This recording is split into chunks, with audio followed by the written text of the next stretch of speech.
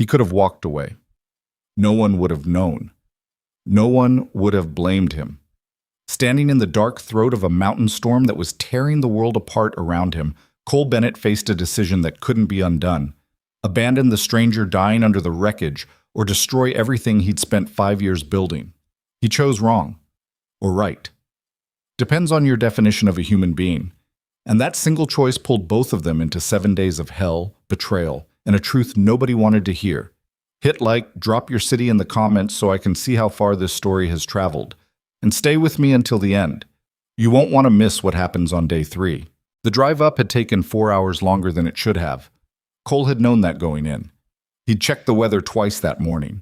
Once at the gas station outside Ridgecrest, where he'd filled the tank and bought a bad cup of coffee, and once more on his phone while sitting in the parking lot of a Forest Service trailhead, watching clouds bunch up along the western ridgeline like they were getting ready for something. The forecast said possible thunderstorms. Possible. That word had done a lot of heavy lifting in Cole's life over the past 3 years. He grabbed his pack from the back seat, checked the zipper on the waterproof bag containing his laptop and field documentation, and started up the trail. The environmental consulting contract with Meridian Land Group was worth $82,000. Not life-changing money for most people. For Cole, it was the difference between keeping his office space and losing it, between paying his assistant Marcus on time for once, between his daughter Lily getting the orthodontist visits she needed, and going another year with a crooked smile she was already starting to hide in photos. He was 32 years old and he was tired of the word possible, meaning nothing good. The trail wound up through Lodgepole Pine for the first 2 miles before breaking into open meadow near the survey site. Cole had been here twice before, in early spring and again in June, taking soil samples and mapping runoff patterns for the Meridian report. He knew the land. He'd thought that knowledge would be enough. By the time he reached the upper meadow, the sky to the northwest had gone the color of a bruise. He set up his equipment quickly, tripod, sensors, data recorder, moving with the efficiency of someone who had done this too many times in conditions that weren't ideal. The wind was picking up. Not alarming, not yet. Just the kind of wind that makes you keep one eye on the tree line. He'd been working for maybe 40 minutes when he heard the other station. It wasn't much. A shape through the trees at the far edge of the meadow, maybe 300 yards east. He'd noticed it on the drive up, actually, a pair of trucks on the service road with corporate plates, a cluster of equipment cases, and a temporary shelter that looked significantly more expensive than anything he'd ever set up in his life.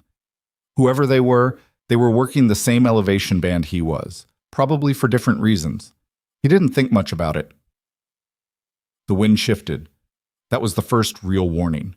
Not the sound, not the sky, but the way the wind just stopped and came from a completely different direction, cold and carrying something metallic in it, the way mountain air smells right before the atmosphere decides to rearrange itself.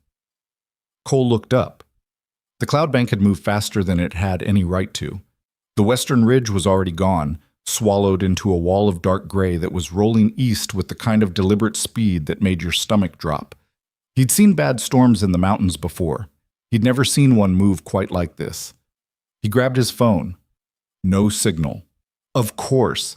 He started breaking down his equipment, not in a panic, just quickly, the way you move when you've done the math and the math is telling you something you don't like. The data recorder went into the waterproof bag first, then the laptop, then the soil samples sealed in their labeled containers. He worked without looking at the sky because looking at the sky wasn't going to help him move faster. The first crack of thunder hit when he was halfway done. Not distant, rolling thunder. The kind that makes your chest compress, the kind that arrives at almost the same instant as the lightning, which meant the lightning was close, which meant he was standing in an open meadow on a ridgeline holding a metal tripod. He dropped the tripod and grabbed his bag. The rain came down like someone had opened a drain in the sky. Not gradually. One moment it wasn't raining, the next he was soaked to the skin with water hammering at him hard enough to sting through his jacket. He could barely see 10 feet ahead of him. The trail back to his truck was downhill, southwest, he knew that. He'd walked it enough times to trust his feet on it, but the meadow looked completely different in zero visibility, and everything had the same gray shape. He moved. That was the only option. Move and trust the compass heading he'd already memorized. He made it maybe 100 yards before he heard the sound. It wasn't thunder. Thunder rolled and faded. This was a sustained splintering crack, the sound of something structural failing, and then underneath that a voice, not words, just sound, high and brief and cut off almost immediately. Cole stopped. He stood in the rain with water running into his eyes and tried to locate where it had come from. East. The far edge of the meadow, where he'd seen the other field station. He stood there for probably 5 seconds, which, given the circumstances, was a long time. The logical thing, the safe thing, was to keep moving. Get to his truck. Get out before the roads flooded. He had a daughter at home with Mrs. Peterson from next door, and Mrs. Peterson had a bad hip and a stricter bedtime than Lily liked, and he had 82,000 reasons to be alive and functional tomorrow morning. He turned east and ran. The field station looked like something had sat on it. The main support poles on the windward side had snapped. He could see them angled wrong, jutting out at 45 degrees. And the fabric structure had partially collapsed, one wall caving inward, pinning a section of equipment cases and whatever was underneath them. "Hey!" he was shouting over the wind. "Is anyone in there?" Movement from under the collapsed section. A hand reaching out from under the fallen wall material. Fingers spread, grabbing at nothing. Cole dropped to his knees and grabbed the edge of the shelter wall. Not fabric, some kind of reinforced polymer, heavier than it looked, and pulled.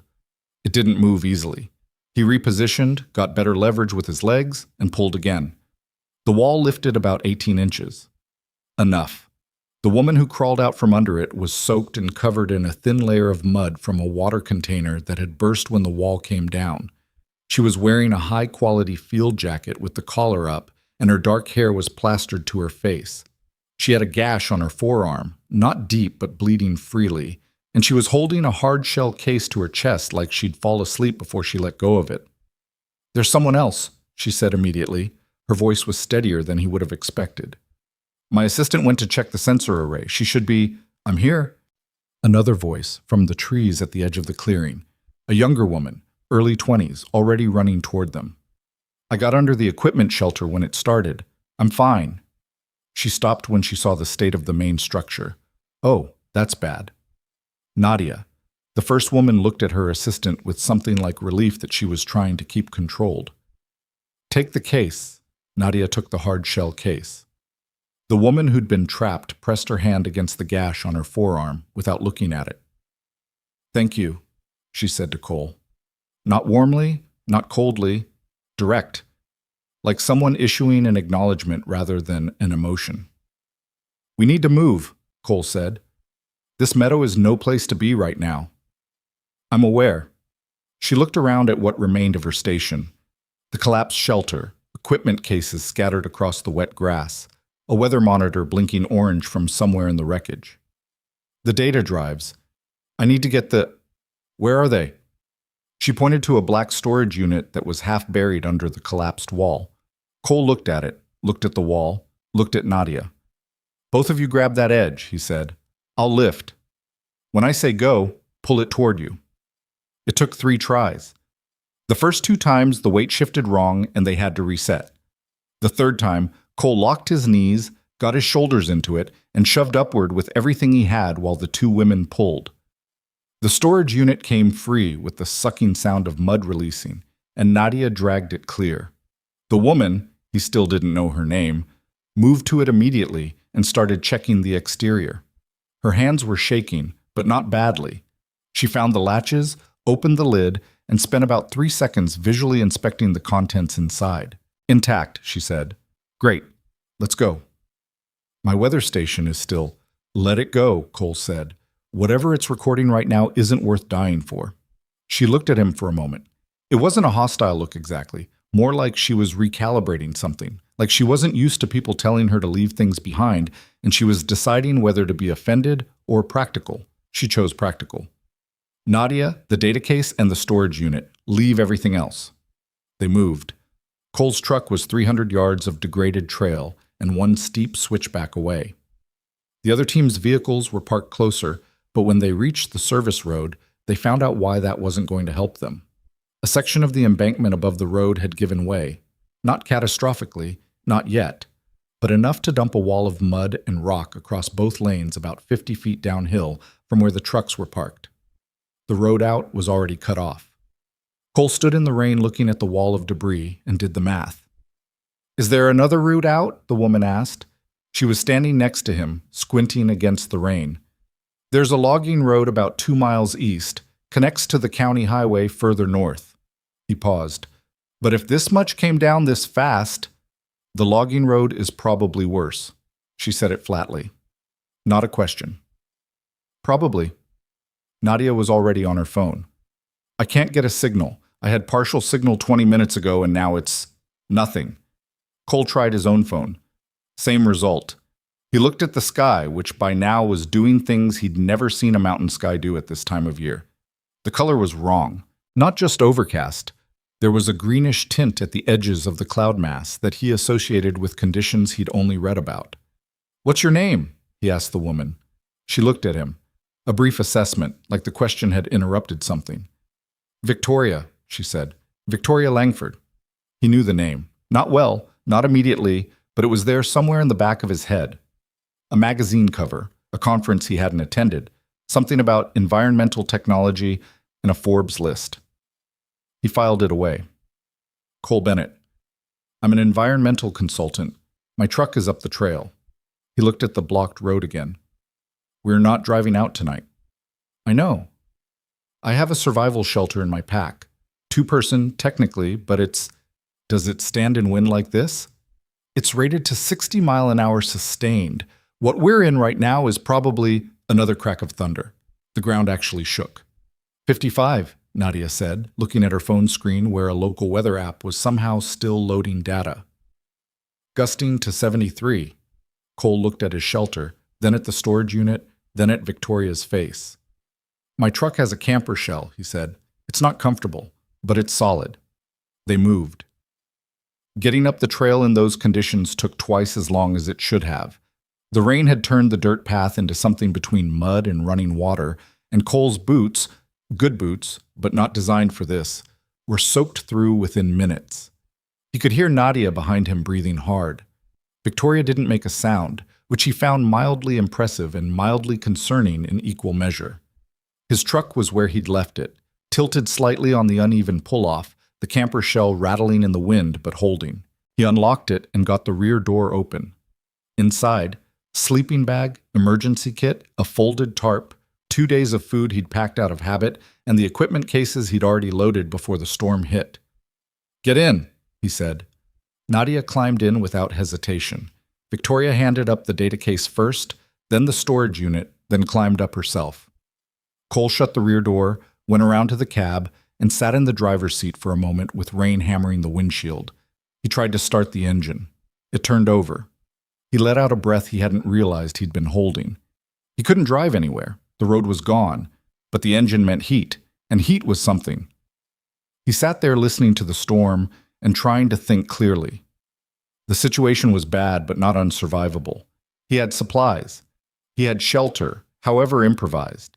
He had communications that were currently down, but probably wouldn't stay down indefinitely.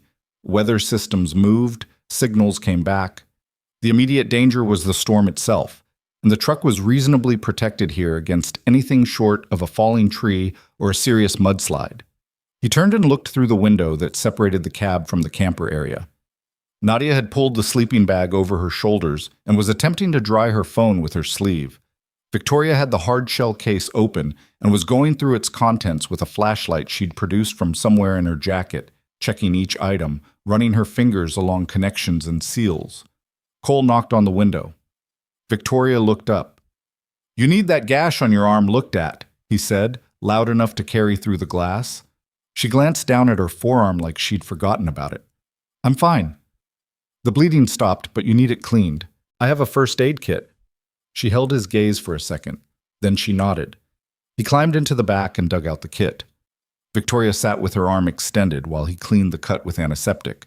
She flinched once, very slightly, and didn't comment, and closed it with 2 butterfly strips and a piece of medical tape. "Nadia," Victoria said while he was working, "what's the status on the backup drives?" "Primary and secondary are both clean," Nadia said. The tertiary might have water damage. I can't tell yet. And the project files? Uploaded to the secure server before we lost signal. So those are hopefully fine. Victoria looked at the ceiling of the camper shell. Hopefully. She said it like the word tasted bad. It's probably fine, Nadia said. Probably, Victoria repeated. Cole recognized that word, the weight she put on it. He finished taping her arm and sat back. Tell me what you're working on, he said. Not because he was particularly curious right then, but because information seemed useful, and because it was something to do other than listen to the wind try to peel the roof off. Victoria looked at him. Another one of those brief assessments.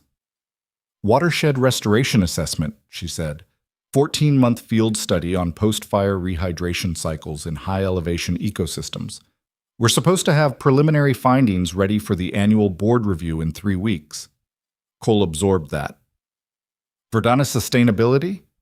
Something shifted in her expression. Slight. You know the company. I know the project. We were trying to get the Meridian contract for a connecting study. Different scope, same watershed basin. He paused. I didn't know Verdana had a team up here. We've been here 6 weeks. She looked at the hard shell case. The data from those 6 weeks is what's in that case. And if it's lost? She didn't answer right away. If it's lost, she said finally, the study can't continue. We'd have to start over. Another pause. And there are people who would like nothing better than for that to happen. Cole looked at her. What kind of people? But Victoria had already turned back to the case. Get some sleep, she said. I suspect we're going to need it. Outside, the storm wasn't slowing down. If anything, it was getting louder.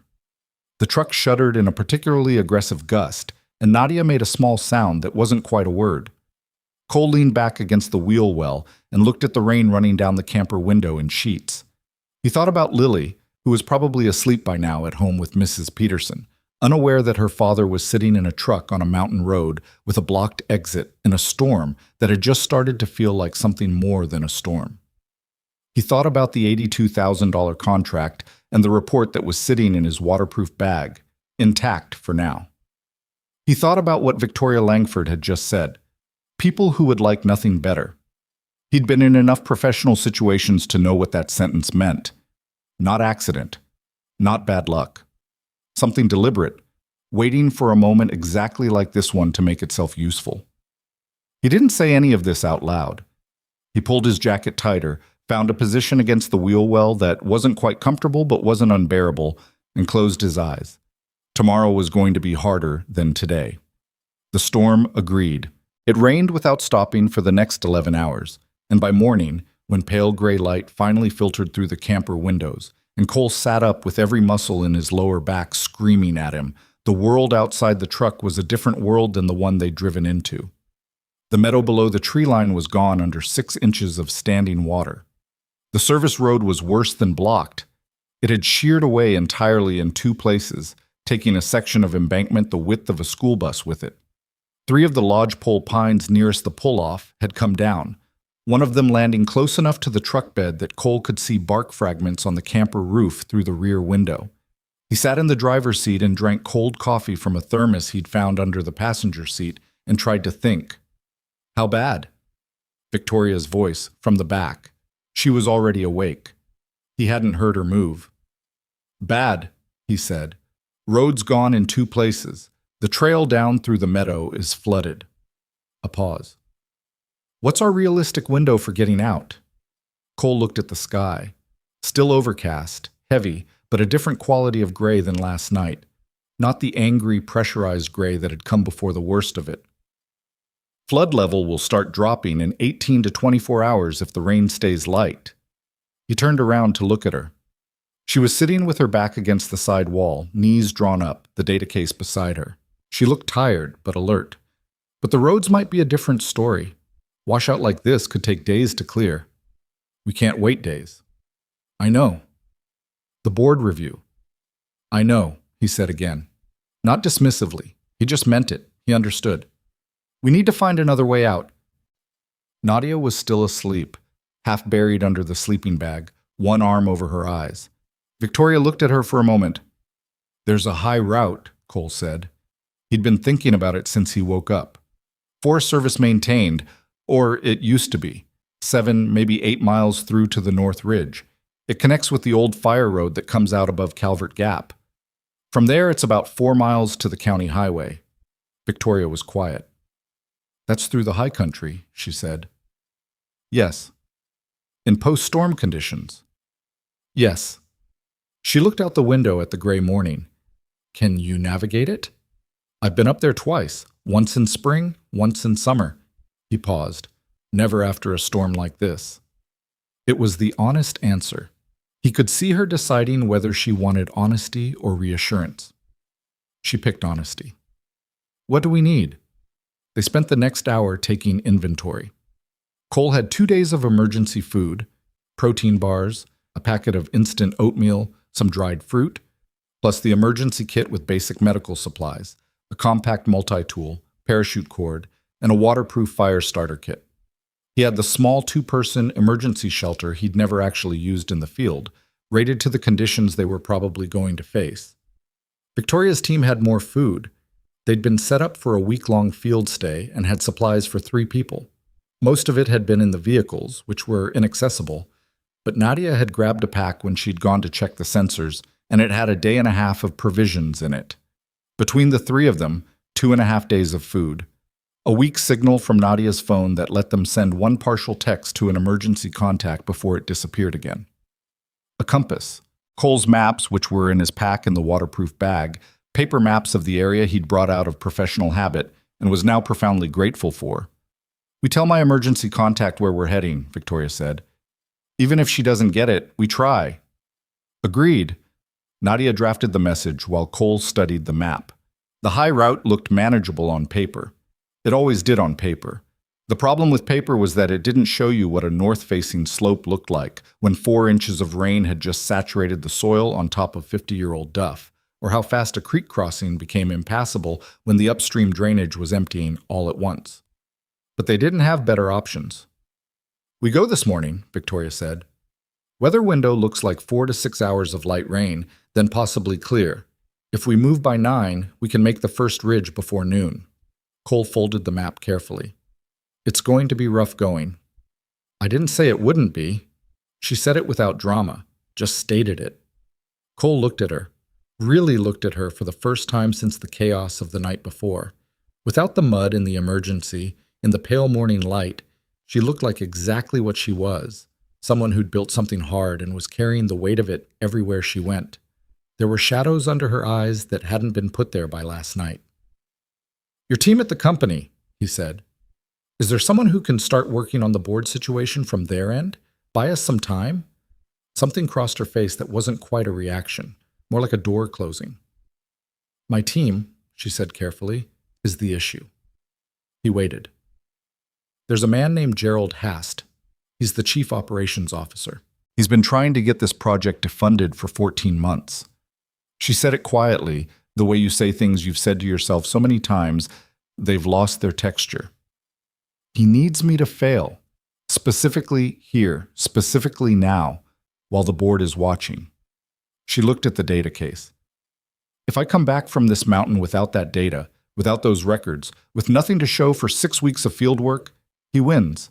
And everything that project was supposed to protect gets handed over to developers who donated to the right people at the right time. Cole absorbed this. How sure are you he's actively working against it? Not just opposed to it, actually working against it. 90%. She paused. The weather warnings we should have gotten yesterday morning were routed through his office before they reached us. We got a 2-hour-old summary instead of the live update. Another pause. We would have pulled out earlier if we'd had the real data. Cole sat with that for a moment. Okay, he said. Okay. We go this morning, we protect the data, we get out, and then we deal with Hast. He looked at the map again. But first we need to get from here to that ridge without dying. It was the most words he'd said at once since the truck, and he felt slightly self-conscious about it. But Victoria looked at him the way people look when someone has just said the thing they needed to hear, stated plainly. Right, she said. They woke Nadia. The first 2 miles were brutal. The trail was a river in some places and a bog in others, and Cole picked the route carefully, testing each step before committing to it, watching for the specific discoloration in the soil that meant the top layer had decoupled from what was below. One wrong step on a saturated slope was all it took, and he knew it. He moved deliberately, not hesitantly, but deliberately, the way someone moves when they understand exactly what being wrong will cost. Victoria moved behind him without complaint. She was fit, not in the way that people who had personal trainers were fit, but in the way that people who spent time actually doing physical things in the field were fit, functional, and durable, rather than decorative. She kept pace without asking him to slow down. Nadia was a different story. She wasn't in poor shape, but she was 22 and had never been in conditions like this. And by the first mile, she was breathing audibly, and by the second, she'd stopped saying anything beyond monosyllables. Cole slowed slightly without making it obvious. They stopped at the 2-mile mark where the trail came to a flat rock shelf overlooking the drainage below. The scope of the previous night's damage was visible from here. The valley floor was a uniform lake of brown water. The service road was gone in 3 separate places that Cole could count, and the canopy where the 2 corporate trucks were parked showed nothing but tree trunks now. "The vehicles," Nadia said. "They're fine," Victoria said. "They're just not accessible." "My laptop was in—" "Nadia," Victoria said it gently. "We'll deal with the vehicles when this is over." Nadia nodded. She was looking at the valley with the expression of someone who was trying to keep it together, and Cole recognized that look because he'd had it himself before, when the gap between what you'd planned and what was actually happening got wide enough that your brain had trouble bridging it. "We're on track," he said. "Not for Victoria, for Nadia. The route looks clean from here. The hard part gets easier once we're past the drainage." It wasn't exactly true, but it wasn't exactly false either. Nadia looked at him. "Are you a wilderness guide or something?" "Environmental consultant." "Same thing?" "Not really." She almost smiled. "Close enough." They kept moving. The drainage crossing was where Cole had his first real moment of doubt. The seasonal creek that crossed the trail here was supposed to be a simple rock hop. He'd crossed it in June in 3 steps. Now it was 8 feet of fast, brown, cold water running hard enough to knock a person down. Not deep, maybe thigh height, but fast. He studied it for a minute. "I'll go first," he said. "I'll set a line." He had the parachute cord in his pack. He tied one end to a solid-looking fir trunk on the near bank, put the rest in his pocket, waded in. The cold was immediate and total. It grabbed his legs from the knee down like a hand squeezing, and the current pushed against him with more force than it looked from the bank. He moved sideways, facing upstream, shuffling his feet rather than lifting them, testing the riverbed with each step. It was slippery. Algae on the rocks underneath, and some of the rocks themselves were loose from the flood pulse moving through. He made it across, tied the far end of the cord around another tree, tested the tension. "Use the cord," he called back. "Both hands. Don't stop in the middle." Victoria crossed first, moving with her hands on the cord and her body angled into the current, controlled and efficient. She didn't fall. She came out the other side with water streaming from her pants to mid-thigh and immediately checked the data case she'd been carrying chest high. Nadia was harder. She got in, grabbed the cord, and froze about 4 feet from the near bank when the current hit her. "Keep moving," Victoria said from the far bank. "I know, Nadia's voice was tight. "I know, I just—" "Don't think about it," Cole said from halfway across the creek where he'd waded back to give her a closer anchor. "Pick a spot on this side and walk to it. Don't look at the water." She did it, shakily. She nearly slipped once, caught herself on the cord with a grunt that was half fear, and came out the other side shaking and cursing under her breath in a way that Cole found immediately more reassuring than if she'd tried to play it cool. "That was terrible," she said. "Yeah," Cole agreed. Victoria looked at her assistant, a long look that contained something warmer than her usual expression. "You're doing well," she said. Nadia looked slightly surprised to hear it. They moved on.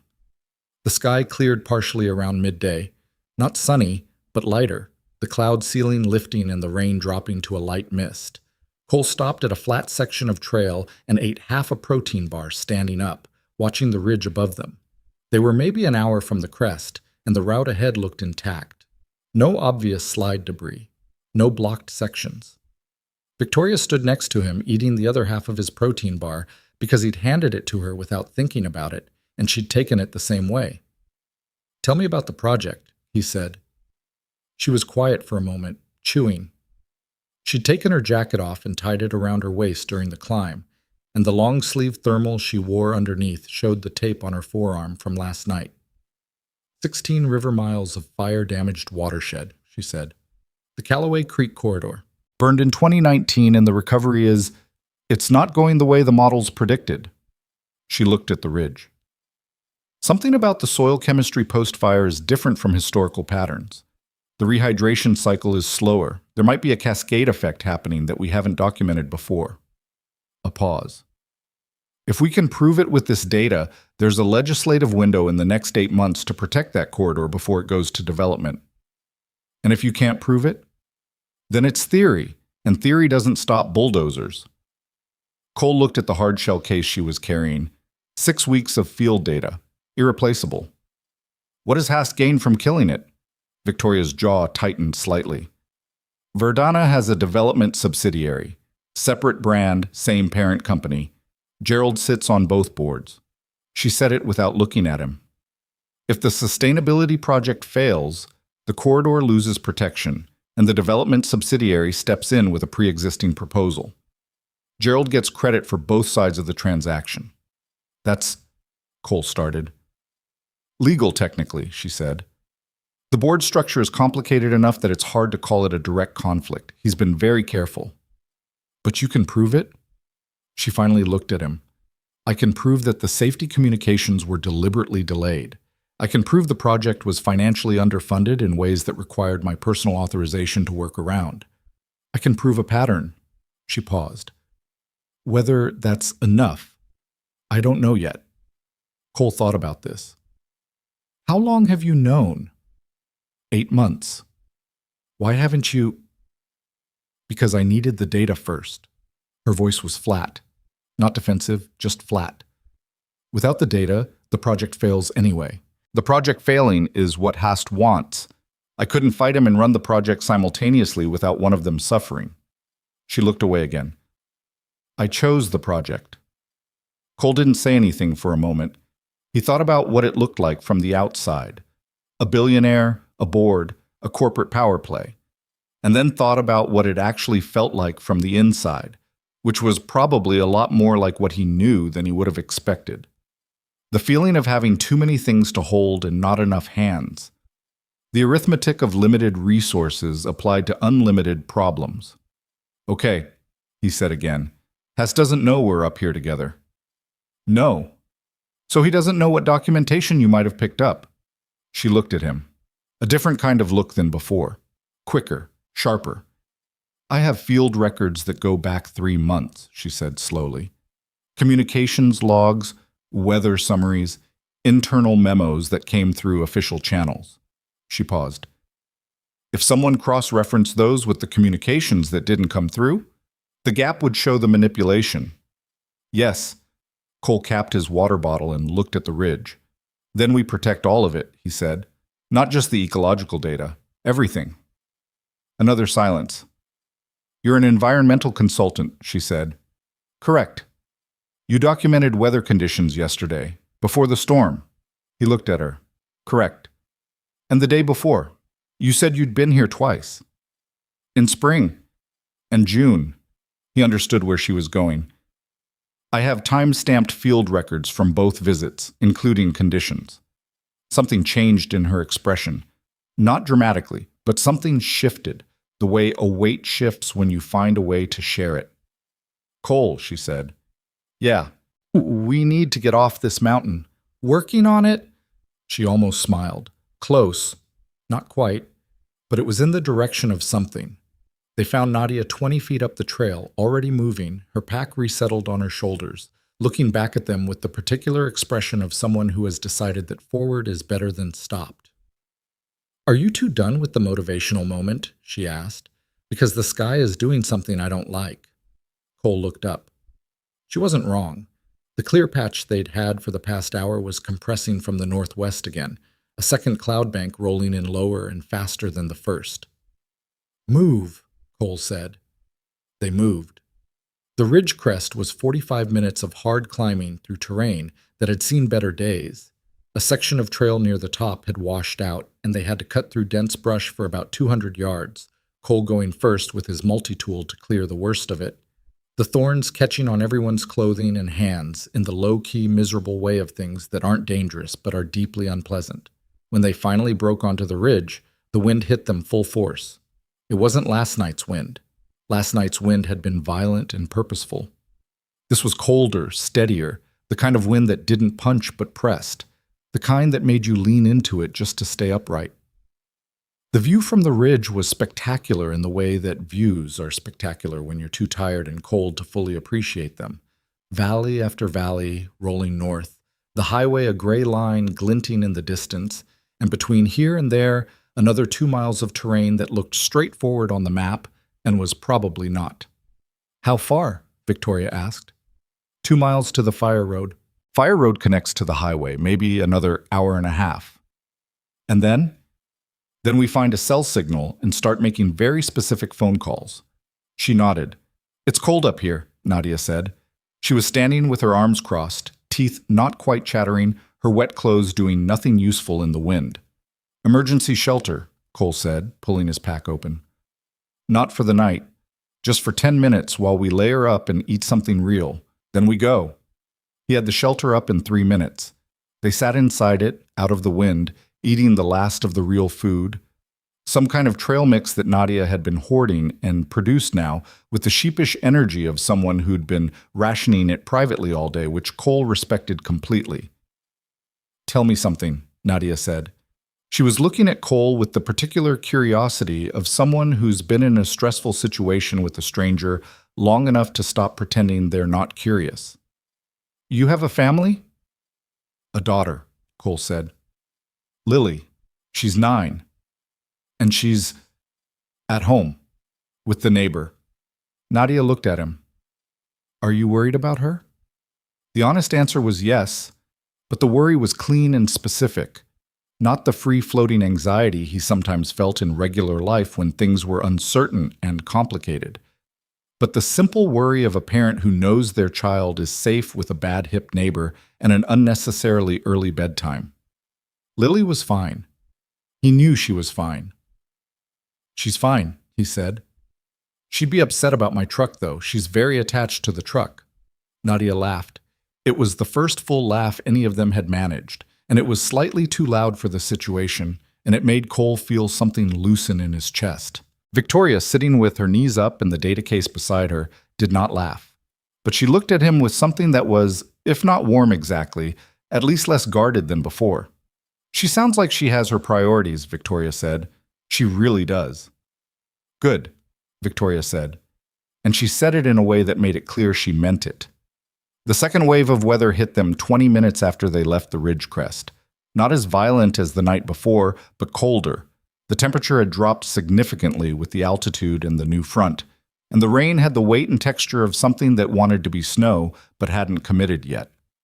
Cole set the pace and kept it, not fast enough to exhaust anyone, fast enough to stay warm. 1 mile, then 1.5 miles. The terrain smoothed out as they descended toward the fire road, the trail becoming more identifiable, the tree cover thickening. At the 2-mile mark, the fire road appeared through the trees like something that had been promised and finally delivered. It was unpaved and rutted and completely gorgeous. Nadia made a sound that was technically a word, but mostly just relief. Victoria said nothing. She stood at the edge of the road and looked north toward where the county highway waited, then looked at Cole. "You know this road?" she asked. "Well enough." "Then lead." He led. The last 4 miles took them 90 minutes in the cold and the wet and the dark of an afternoon sky that had decided to start going gray early. Cole's feet had stopped feeling like feet somewhere around mile 2. His back had opinions about the pack that he was filing away for later. His mind was mostly on the road ahead, on the map, on the math of distance and time and weather windows. Somewhere around the 3rd mile, without planning it, he started talking. Not about the situation, about Lily, about the way she corrected people's grammar, had been doing it since she was 6. About the way she'd decided at age 7 that she wanted to be a hydrologist because water was where everything important happens. About her attachment to an elderly dog named Biscuit, who belonged to Mrs. Peterson but had informally relocated to their house and now refused to sleep anywhere but the foot of Lily's bed. He didn't know why he was talking about this. Maybe because it was the thing that was most real to him. Maybe because the mountain had a way of stripping out the professional veneer of things and leaving you with whatever was underneath. Victoria listened. She didn't interject or perform interest. She just listened, in the way that people who are used to getting information and using it listen, but without the sense of calculation underneath. "She sounds lonely," Victoria said eventually. Cole thought about it. "Sometimes." "What about you?" He laughed once, short. "What about me?" "Are you lonely?"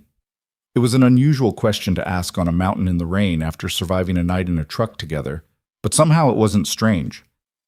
"I'm usually too busy to notice," he said. "That's not the same as no." He looked at her sideways. She was walking with her head down against the rain, the data case tucked under one arm, mud up to her shins. "What about you?"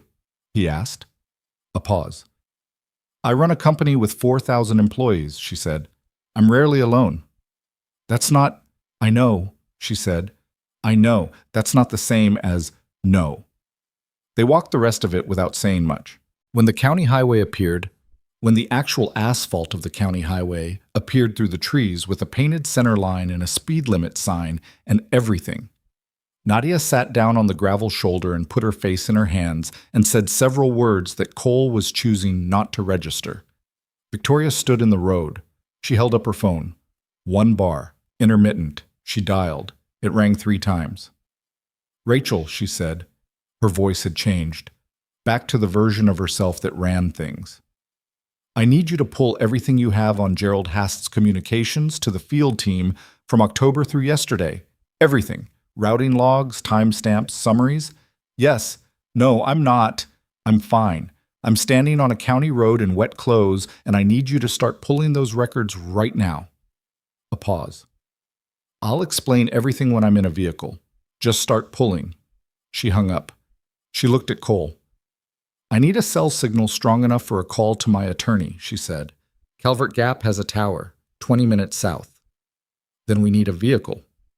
As if someone had been listening to them, which was almost certainly a coincidence rather than anything meaningful, a set of headlights appeared from the south. A Forest Service truck, moving slowly on the rain-wet road, doing a patrol check of the highway access. Cole stepped into the road and put his arm up. The truck stopped. The window came down.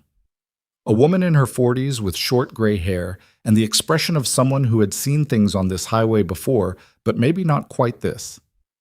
"You folks need help?" Cole looked back at Victoria and Nadia. "Yes, ma'am," he said. "We really do." Victoria, standing in the road with a hard-shell data case under one arm and mud from the knee down and the most precisely controlled expression he'd ever seen on a person who had just survived 24 hours of physical and professional catastrophe, looked at him with something that was finally, unmistakably, the beginning of a smile. Not resolved. Not finished. The opposite of that. But something. The Forest Service truck smelled like wet dog and pine sap, and something Cole couldn't identify that was probably just years of mountain work soaked into the upholstery. He didn't care. It was warm and it was moving, and those 2 things were enough. The ranger, her name was Dolores, and she had the unhurried manner of someone who had seen enough emergencies to know that panic was the last useful response to any of them, drove them south toward Calvert Gap without asking too many questions. She'd handed a thermal blanket to Nadia before they'd even cleared the pull-off, and she'd radioed in their location with the practiced shorthand of someone filing a routine report, which somehow made the whole situation feel slightly less catastrophic. Nadia was in the back seat. Victoria was in the front passenger seat with the data case balanced on her knees, her phone open, watching the signal bars like a woman waiting for a verdict. Cole was wedged in beside Nadia, his pack at his feet, mud drying on his boots in the truck's heat. He was watching the tree line out the window and not thinking about much. Sometimes after something difficult, the brain just goes quiet for a while. He'd learned not to fight it. "There's a diner at Calvert Gap," Dolores said. "Patty's. Been there 30 years. Good coffee, bad pie, but Patty makes it herself so nobody says that out loud. She glanced at Victoria. You folks look like you could use both. We need signal first, Victoria said, still watching the bars. You'll get it right as we come down off the grade. There's a tower on the hill above the diner. How long? 6 minutes, maybe 7. Victoria nodded. She sat with her hands on the case and didn't look at the window. Cole noticed she hadn't mentioned Verdana or who she was or any of it to Dolores, and he understood the instinct. When you're not sure how far a problem has spread, you don't announce yourself to strangers. The signal came back at the bottom of the grade, 2 bars climbing to 3, and Victoria was already dialing before the truck had fully leveled out. Marcus Holt, she said. Right now. A pause. I don't care what he's in. Pull him out. Another pause, shorter. Tell him it's Victoria Langford and tell him it's the Hast situation. Cole watched the town of Calvert Gap appear through the windshield. A gas station, a feed store, a cluster of houses, and yes, a diner with a hand-painted sign and a parking lot that was mostly empty at this hour. He pulled out his own phone. 3 bars. He dialed Marcus first. His Marcus Reyes, who ran his scheduling and his invoicing and occasionally his sanity, who he had not been in contact with since yesterday morning. Marcus picked up on the first ring with the contained urgency of someone who had been waiting. Cole? Where are you? I'm fine, Cole said. I'm in Calvert Gap. I need you to pull my field records from the Meridian site. Yesterday's and the June visit. All of it. What happened? Storm. I'm fine. Lily's fine. I checked in with Mrs. Peterson this morning. She made her pancakes and she's at school. Cole, good. Something in his chest unknotted a little. I need those records, Marcus, time-stamped versions, original files, not the summaries, and I need them packaged properly. Metadata intact. A pause. That sounds like legal. It might be. Another pause, the kind Marcus made when he was deciding how much to ask. He usually decided not to. Okay, give me an hour. You've got 30 minutes. Marcus sighed in a way that meant yes and hung up. Dolores pulled into Patty's parking lot and left the engine running for the heat. I've got to do a check on the North Access Road, but I'll swing back in 45 minutes. If you need anything radioed in before then, I can do it from the truck. Thank you, Cole said, and meant it with more weight than the words could carry. Dolores shrugged. Mountain does what it does. People help each other. She said it like it was just a fact about physics, which was maybe the best way to say it. They went inside. Patty's was the kind of place that existed in gaps between other places. Booths with cracked vinyl, a counter with spinning stools, a coffee maker that looked like it had been running since the Clinton administration. A man in his 70s was eating eggs at the counter. A woman who was either Patty or someone who had worked here long enough to have become Patty moved behind the counter with the efficiency of someone who had been navigating a small space for decades. She looked at the 3 of them, soaked, muddy, exhausted, carrying what appeared to be a significant amount of expensive equipment, and said, "Coffee," not as a question, and disappeared to get it. They took the corner booth. Victoria set the data case on the seat beside her and immediately opened her phone again. Cole could hear pieces of her conversation. She was talking to someone named Marcus Holt, who was apparently her attorney, and the conversation had the compressed, information-dense quality of 2 people who had spoken about a specific problem enough times that they'd developed a shorthand for it. Nadia had her hands wrapped around a coffee mug that had appeared as if by magic and was staring at the window with the expression of someone who had gone past tired into the country on the other side of it. "Hey," Cole said. She looked at him. "You did well up there." She made a face. "I cried at that creek." "You didn't cry. You froze for 30 seconds, and then you crossed." "I was about to cry." "Being about to cry and crying are different things." He picked up his own coffee. "And even if you had cried, you still would have crossed. That's the part that counts." Nadia looked at him for a moment. Then she looked at Victoria, who was still on the phone, speaking in a low, controlled voice to her attorney. "She's not what I expected," Nadia said quietly. "What did you expect?" "I don't know. I've worked for her for 8 months. I thought I knew what I was dealing with." She paused. She didn't sleep last night. She was up all night going through those records. Cole glanced at Victoria. She did look like someone who hadn't slept. She also looked like someone who had decided that was not going to be relevant information. She knew, Nadia said, about the weather warnings. She knew Haas delayed them. She didn't tell me until this morning.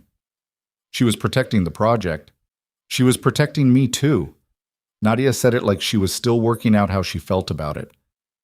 If I'd known, I would have pushed back on the timeline. We probably would have left a day earlier. We wouldn't have been there when the storm… She stopped. We'd have had less data, Cole said. Yeah. A silence. 6 weeks of data, Nadia said. She was up there 6 weeks, and she never once acted like it was anything other than exactly what she wanted to be doing. She looked at her coffee. Most people who run companies the size of Verdana, they don't do field work.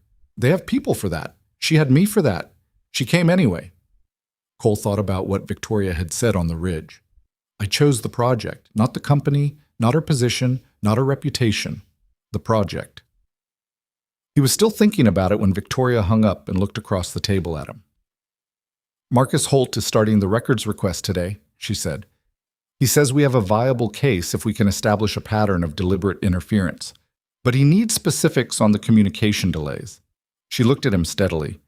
Your field records, the weather conditions you documented in June and yesterday morning, do they overlap with the timeline we're trying to establish? The June visit documented baseline conditions for this site going back 6 years, Cole said.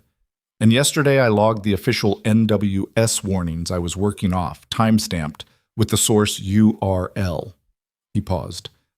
If you can show what warnings your team received versus what was actually posted publicly, and my records show what anyone with basic weather access would have known, the gap proves the manipulation, Victoria finished.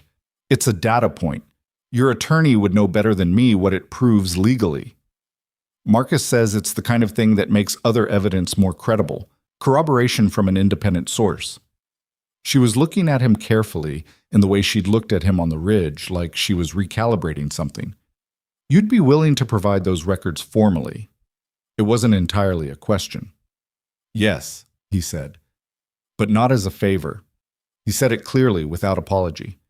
I have a business to protect too. If my records get used, I want it done properly. Chain of custody, formal request through Marcus Holt's office, everything documented.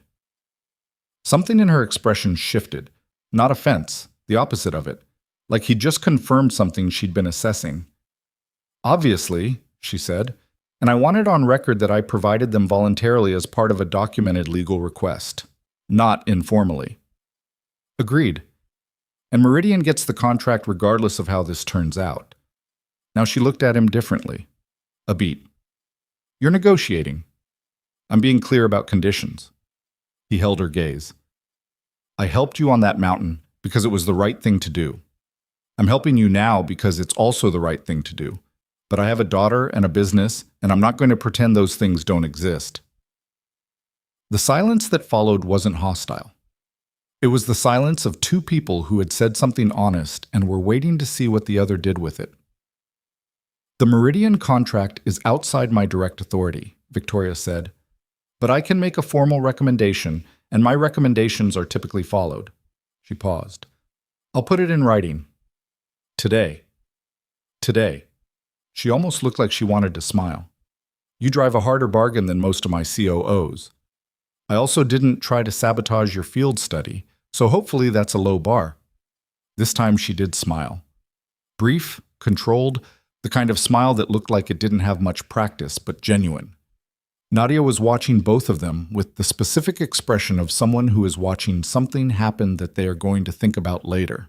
The food arrived, eggs and toast that nobody had ordered, but all of them ate because Patty had apparently looked at them and made a decision, and this was not a situation where anyone was going to argue with Patty. They ate. Outside, the rain had settled into a steady, unremarkable drizzle. Through the diner window, Calvert Gap looked the way small mountain towns always looked after a storm, battered, functional, carrying on. Victoria's phone rang. She looked at the screen. Her expression changed in a specific way. The way a face changes when a name appears that the brain has complicated feelings about. "It's the board chair," she said. Not to Cole specifically. Just said it. She answered. "Walter." She kept her voice even. Cole could only hear her side. "Yes, I'm aware. I'm in Calvert Gap. We came out through the North Ridge. No, the project data is intact." A pause, and Cole could see something move across her face. "Who told you that?" Another pause. Longer. "Walter." "Who specifically told you the data was compromised?" She listened for a moment. "I see," she said. Her voice had gone very quiet, the kind of quiet that had a lot of weight behind it. "No, don't make any decisions today. I'll have a full report to you by end of business tomorrow." A pause. "Walter, I need you to give me until tomorrow. The situation is not what you've been told." Another pause. "Thank you." She hung up. The diner was very quiet. "Has called the board chair," she said. She was looking at her phone. "This morning, before we were out." She set it on the table with controlled precision, which Cole was learning was what she did when she was angry. He told Walter that I had ignored weather advisories, that the project data was likely destroyed, and that he had recommended evacuation 24 hours earlier than we departed, and I had overridden him. Nadia's mouth opened. "He said you overrode his recommendation?" she said. "He recommended evacuation based on a forecast summary that his office had delayed by 12 hours, Victoria said. "By the time his recommendation reached me, conditions had already deteriorated past the point where his proposed evacuation route was safe." She paused. "He knows that. He was counting on the storm making it impossible to prove." Cole had been quiet, listening. He was building a picture, the kind of picture that came together slowly and then all at once, like the moment when you're looking at a map and the relationships between the landmarks finally click. "He's moving faster than you expected," Cole said. "Yes." "Because he doesn't know you got out." Victoria looked at him. "He thinks the project is still up on that mountain," Cole said. "He thinks the data is lost or compromised. He's trying to establish his version of events before you can establish yours." The look on Victoria's face was the look of someone who has already done this calculation and is watching someone else arrive at the same answer. "He has a 12-hour head start," she said. "Maybe more." "Then we move faster." "Marcus Holt is good," she said. "But this—" Walter's already worried. If Hast keeps feeding the board information before I can present a counter-narrative— "Don't counter-narrative," Cole said. She looked at him. "What?" "Don't try to tell a different story. Present evidence. There's a difference." He leaned forward slightly. "You have time-stamped communications. I have time-stamped field records. Nadia can testify to conditions on the ground. Your attorney can request the routing logs from the communications system." He paused. "Hast is telling a story. You have data. Those aren't the same thing." Victoria was very still. "My father used to say something like that," she said. "Not warmly, not coldly. Just noted it, the way you note a coincidence. Smart man. He ran a small construction company, spent his whole career fighting people who told better stories than he did." She looked at her coffee. "He usually lost." "He doesn't sound like he had your documentation." A beat. "No," she said. "He didn't." Dolores came back 43 minutes later, as promised, and offered them a ride to the Regional Emergency Center, 20 miles south, where they could get dry clothes, a proper meal, and a vehicle that wasn't a Forest Service truck. On the way, Cole called Marcus Reyes back. "Records are packaged," Marcus said. "Everything from both site visits, time-stamped, original files." "What do I do with them?" Cole looked at Victoria. "Email them to an attorney named Marcus Holt," Cole said. "Victoria Langford's office will send you the contact details. Formal request, legal hold notice, everything proper." A pause. "Cole, what exactly happened up there?" "A lot. I'll explain in person." He paused. "Did Meridian call?" 3 times this morning. They heard about the storm. They're worried about the timeline." "Tell them the timeline holds. Tell them the assessment is complete and the report will be delivered on schedule." Another pause. "Is that true?" Cole thought about his equipment, still in the waterproof bag, still intact, The data recorded before the storm hit. The field work is done, he said. The writing takes a week. So yes, tell them that. He could hear Marcus exhaling in a way that meant he was relieved and also definitely going to have questions later. Okay, Marcus said. I'll tell them. Victoria was on her own phone 2 feet away, talking to someone at Verdana who apparently handled communications, telling them, calmly, precisely, in a series of very specific instructions, exactly what information to release to the board and exactly how to phrase it and what to withhold until her attorney had finished his records request. It was like watching someone play chess while also talking you through their reasoning, and Cole found himself paying attention in spite of himself. She was good at this. Not just competent, genuinely good, in the way that some people are good at something because they've paid for the skill in currency that didn't feel like money. Nadia fell asleep in the back seat with her temple against the window and her arms still wrapped around herself, and her hair finally starting to dry into something that looked less like she'd been through a river crossing. Cole watched the mountain recede in the side mirror. It was still raining up there. He could see the dark mass of clouds sitting on the upper elevations, obscuring the ridgeline they'd come across. From down here, in a warm truck on a paved road with a cell signal and dry feet, it was hard to reconcile that landscape with what it had felt like to be inside it 12 hours ago. He thought about the moment he'd turned east at the sound of that voice, the half-second decision that had not felt like a decision at all, just a direction his feet went before his brain had finished the calculation. He still wasn't sure what that said about him. Probably something true that he didn't have language for yet. His phone buzzed. Unknown number. He looked at it. Answered. Mr. Bennett. Male voice. Smooth, measured, the kind of voice that belonged to someone who had spent a career in rooms where voices mattered. My name is Gerald Hast. I'm the Chief Operations Officer of Verdana Sustainability. Cole kept his voice even. Mr. Hast. A brief pause. Probably not the instant recognition Hast had expected, or maybe not. Hard to say. I understand you were near the Verdana field site during yesterday's storm, Hast said. I wanted to reach out personally to make sure you're all right. I'm fine. Thank you. And the Verdana team? I've been trying to reach Victoria. She's fine. Ah. A pause that did a lot of work. I'm relieved to hear that. It was a serious situation. I had warned the team about the weather window, of course, but sometimes in field conditions, communication doesn't. Mr. Hast, Cole said. Yes? I have time-stamped records from yesterday morning documenting the NWS weather advisories that were publicly available at the time. I also have records from 2 previous site visits to that location.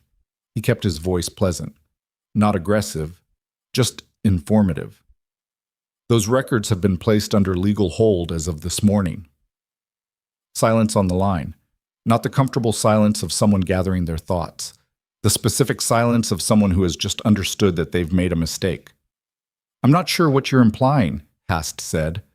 The smoothness in his voice was still there, but it had a different quality now, the way ice has a different quality when it's started to thin. I'm not implying anything, Cole said. I'm just letting you know, as a professional courtesy, since you called to check on everyone's welfare. He paused.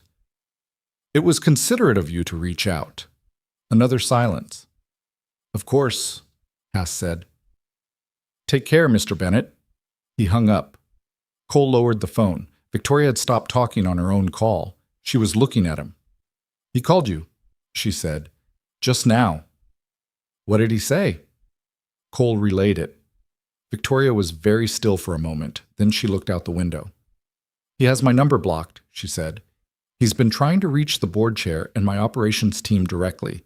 He's trying to control the outgoing information. She paused. He didn't know your name until someone at Verdana told him about the site records.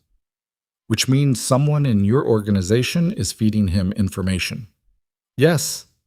She said it like she'd already known it, and it still cost her something. I have 3 people who would have had access to the procurement records that showed your contract connection to the watershed basin. It's one of them. Can you find out who?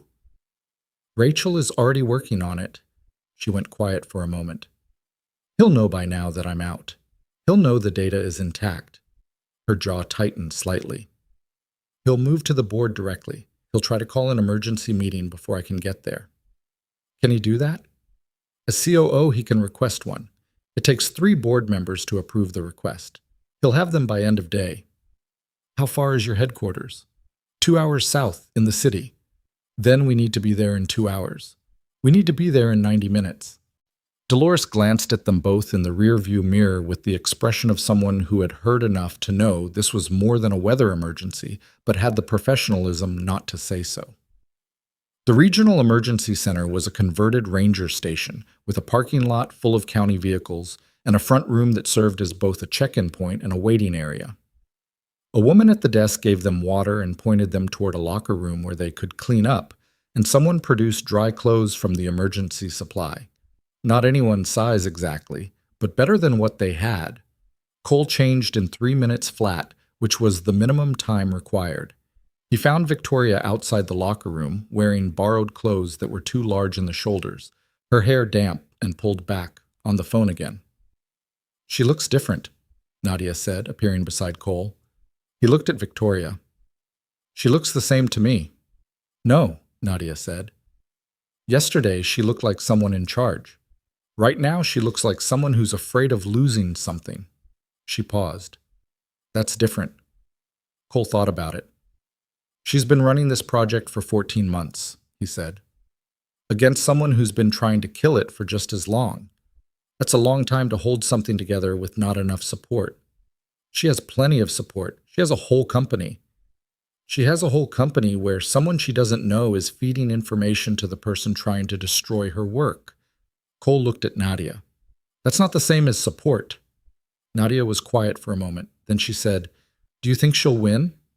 Cole thought about Haas's voice on the phone, the way the smoothness had changed quality but not disappeared. The kind of person who had backup plans for their backup plans, who had been building this situation over months because he was patient and methodical, and had decided that patience and methodology were enough. The problem, Cole thought, was that Haast had been building against a version of Victoria Langford that didn't include everything that had happened in the last 24 hours. "I think she has a better chance than she did yesterday morning," Cole said. It wasn't a complete answer, but it was an honest one. A car arrived. A Verdana Company vehicle driven by a young man named Theo from the regional office, who had clearly received specific instructions because he asked no questions, loaded the data case and equipment into the trunk with evident care, and held the door. Victoria got in without looking back at the emergency center.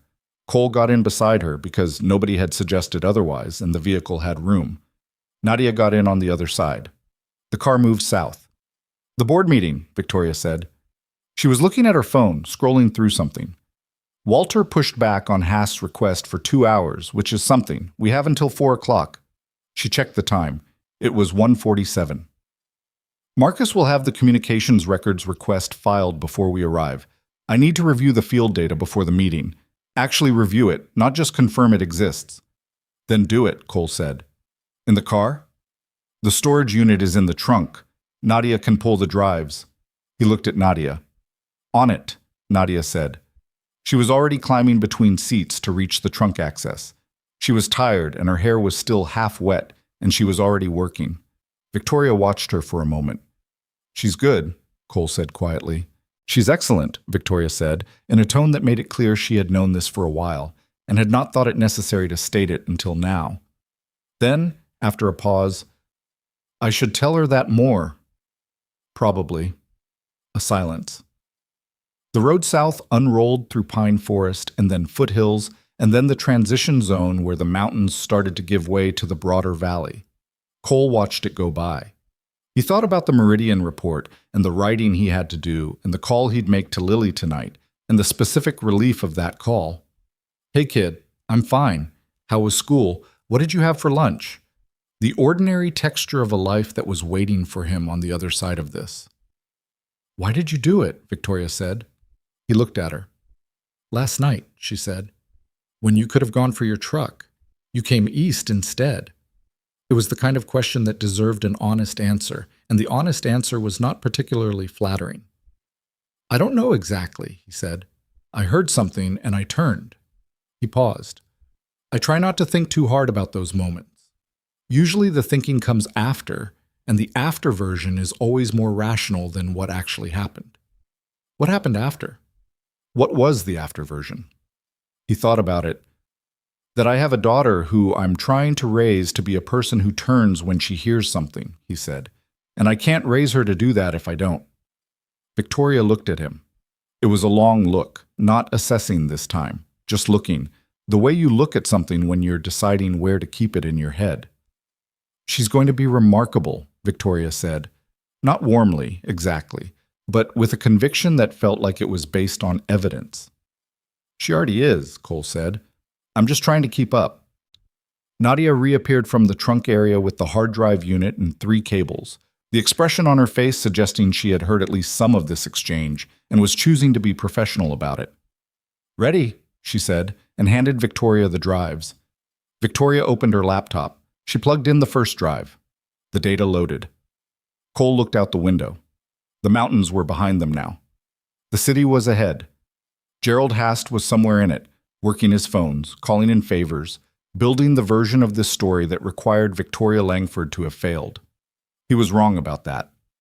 Cole knew it the way he knew things from fieldwork, not from calculation, but from observation, from watching someone move through 24 hours of conditions that were designed to break things, and come out the other side with the data intact and the eyes clear, and the first thing she did when she got a signal was call her attorney, not her PR department.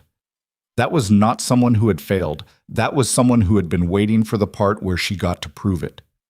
The car moved south through the afternoon light, and inside it, Victoria Langford went through her data field by field, annotation by annotation, her expression the same focused quiet. It had been on the mountain, and the city grew larger through the windshield, and the clock read 2:14. They had 1 hour and 46 minutes. The Verdana building was glass and steel, and sat on the south end of the financial district like it was trying to make a point. Cole had driven past it before without registering it specifically, the way you don't register things that don't belong to your world. Now Theo pulled the car into the underground parking structure at 341, and the world belonging to that building became, temporarily, their world. Victoria was out of the car before it fully stopped. Not dramatically, just efficiently, the way she'd moved on the mountain, without wasted motion. She had the data case in one hand and her phone at her ear, and she was already talking to Rachel before her feet hit the concrete. Cole got out slower. His back had voiced several formal complaints during the drive, and he was choosing to address them by moving carefully rather than quickly. Nadia appeared beside him looking like someone who had not slept and had crossed a flooded creek and was now preparing to walk into a corporate board meeting in borrowed clothes, which was exactly what she was. "How do you feel?" Cole asked. "Like I need a shower and 12 hours of sleep and a meal that isn't a protein bar." She paused. "But I feel fine." "Good enough? Is it always like this? Your job?" "No," Cole said. "Usually it's just me and a soil sampler and a lot of quiet." She considered this. "That sounds better." "It has its moments." They followed Victoria to the elevator. The lobby of Verdana's headquarters was the kind of lobby that had been designed to communicate specific things about the company. High ceilings, natural materials, a living wall of plants that ran floor to ceiling on the north side, a reception desk staffed by 2 people who had the contained alertness of people who managed information rather than visitors. One of them looked up when they came through the elevator, and her eyes did a quick pass over Cole and Nadia's borrowed clothes and returned to professional neutral in about half a second. "Ms. Langford," she said, "Mr. Haste has been—" "I know," Victoria said, walking past the desk toward the internal elevators. "Call Walter and tell him I'm in the building. Tell him I need 10 minutes before the meeting." "The meeting is at 4. "I know when the meeting is." The elevator doors opened and she stepped in. 10 minutes, Chloe." Cole and Nadia got in behind her. The doors closed. The elevator was fast and quiet, and had a mirrored back wall that Cole did not look at because he already knew what the last 48 hours looked like on a person. "Hast is going to be in that room," Victoria said. She was looking at the floor numbers ascending.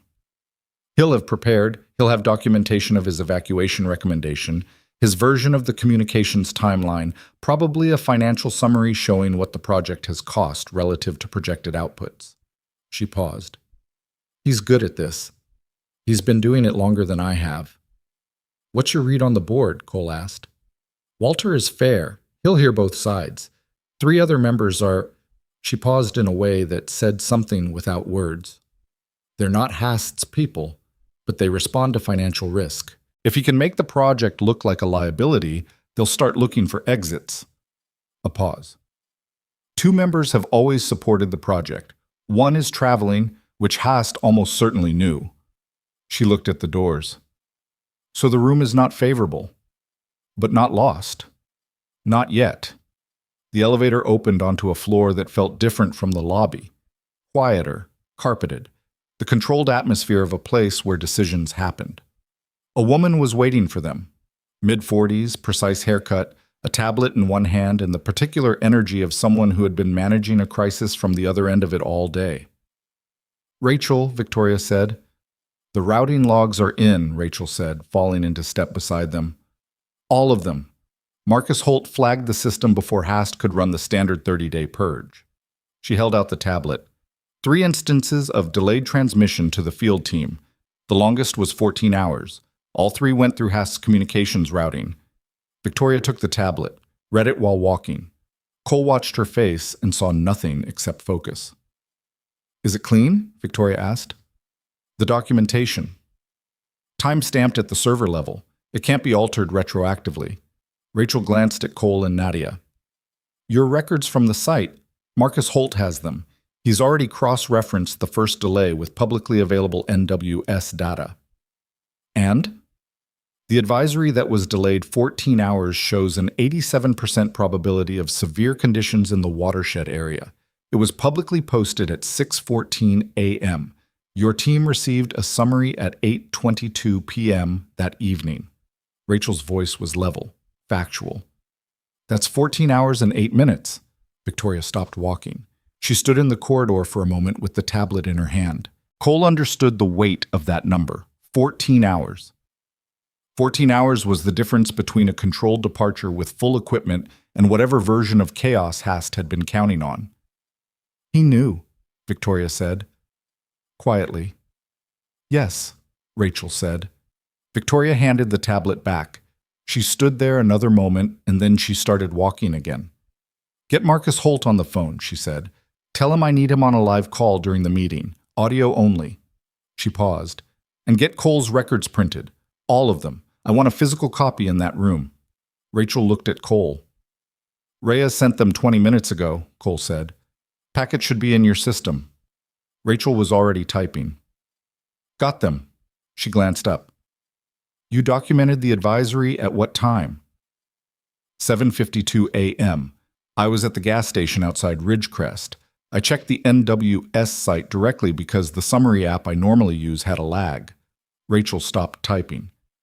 7:52. Yes. That's before the Verdana field team summary was generated. She said it carefully, the way you say things when the math has just become significant. Before it even went into Hast's routing system. Yes, Cole said. The corridor was very quiet. He'll argue you have no standing, Victoria said. She wasn't saying it as a problem. She was saying it so they could address it. You're an outside contractor. He'll say your records are self-serving. My records are filed with Meridian Land Group as part of a commercial contract, Cole said. They were generated for a completely separate project with no connection to Verdana. The only reason they're relevant here is that we happen to be at the same elevation on the same morning. He paused. That's not self-serving. That's coincidence becoming evidence. Victoria looked at him. You've thought about this, she said. I had 2 hours in the car. Marcus Holt said the same thing when I described your records to him. Something moved across her face that was not quite a smile. He also said you should have been a litigator. I'll take it as a compliment. You should. Rachel had been typing steadily, and now she looked up. The packet is printed. Conference room B, which is... I know where it is, Victoria said. Hast is already in there. Victoria looked at the door at the end of the corridor. Frosted glass. The Verdana logo etched into it. The shapes of people visible through the opacity. How much time? She asked. 11 minutes, Rachel said. Walter wanted 15, but Hast pushed the start time up. Of course he did. Victoria handed Rachel her jacket, the borrowed jacket from the emergency center. and Rachel produced a different one from somewhere, a proper one, dark and fitted, which she helped Victoria into without comment. It was the most efficient transformation Cole had seen, 30 seconds from field-soaked survivor to the version of Victoria Langford who ran things. Except not entirely. Her hair was still not quite right, still carried the evidence of the last day, and there was a small mark on her left hand where she'd caught it on the brush during the off-trail section near the ridge. She hadn't covered the tape on her forearm. Cole noticed her notice it, the tape. She looked at it for a moment and then looked up and met his eyes. She didn't cover it. Good, he thought. Let Hast see it. You don't have to come in, Victoria said to Cole, not dismissing him, asking genuinely. I know, he said. This isn't your fight. My records are in that room, he said. And I'd like to be there to explain them if someone has a question I'm better positioned to answer than a lawyer on the phone. A beat. All right, she said. And Nadia should be there, Cole added. Victoria looked at Nadia, who was standing slightly apart from them, dry now in her borrowed clothes, tired in a visible way but steady. She was in the field, Cole said. She was there for all of it. Her account matters. Nadia looked like she might argue, then looked at Victoria and didn't. She's right, Nadia said. I was there. If someone tries to rewrite what happened, I'd rather be in the room. Victoria nodded. They went in.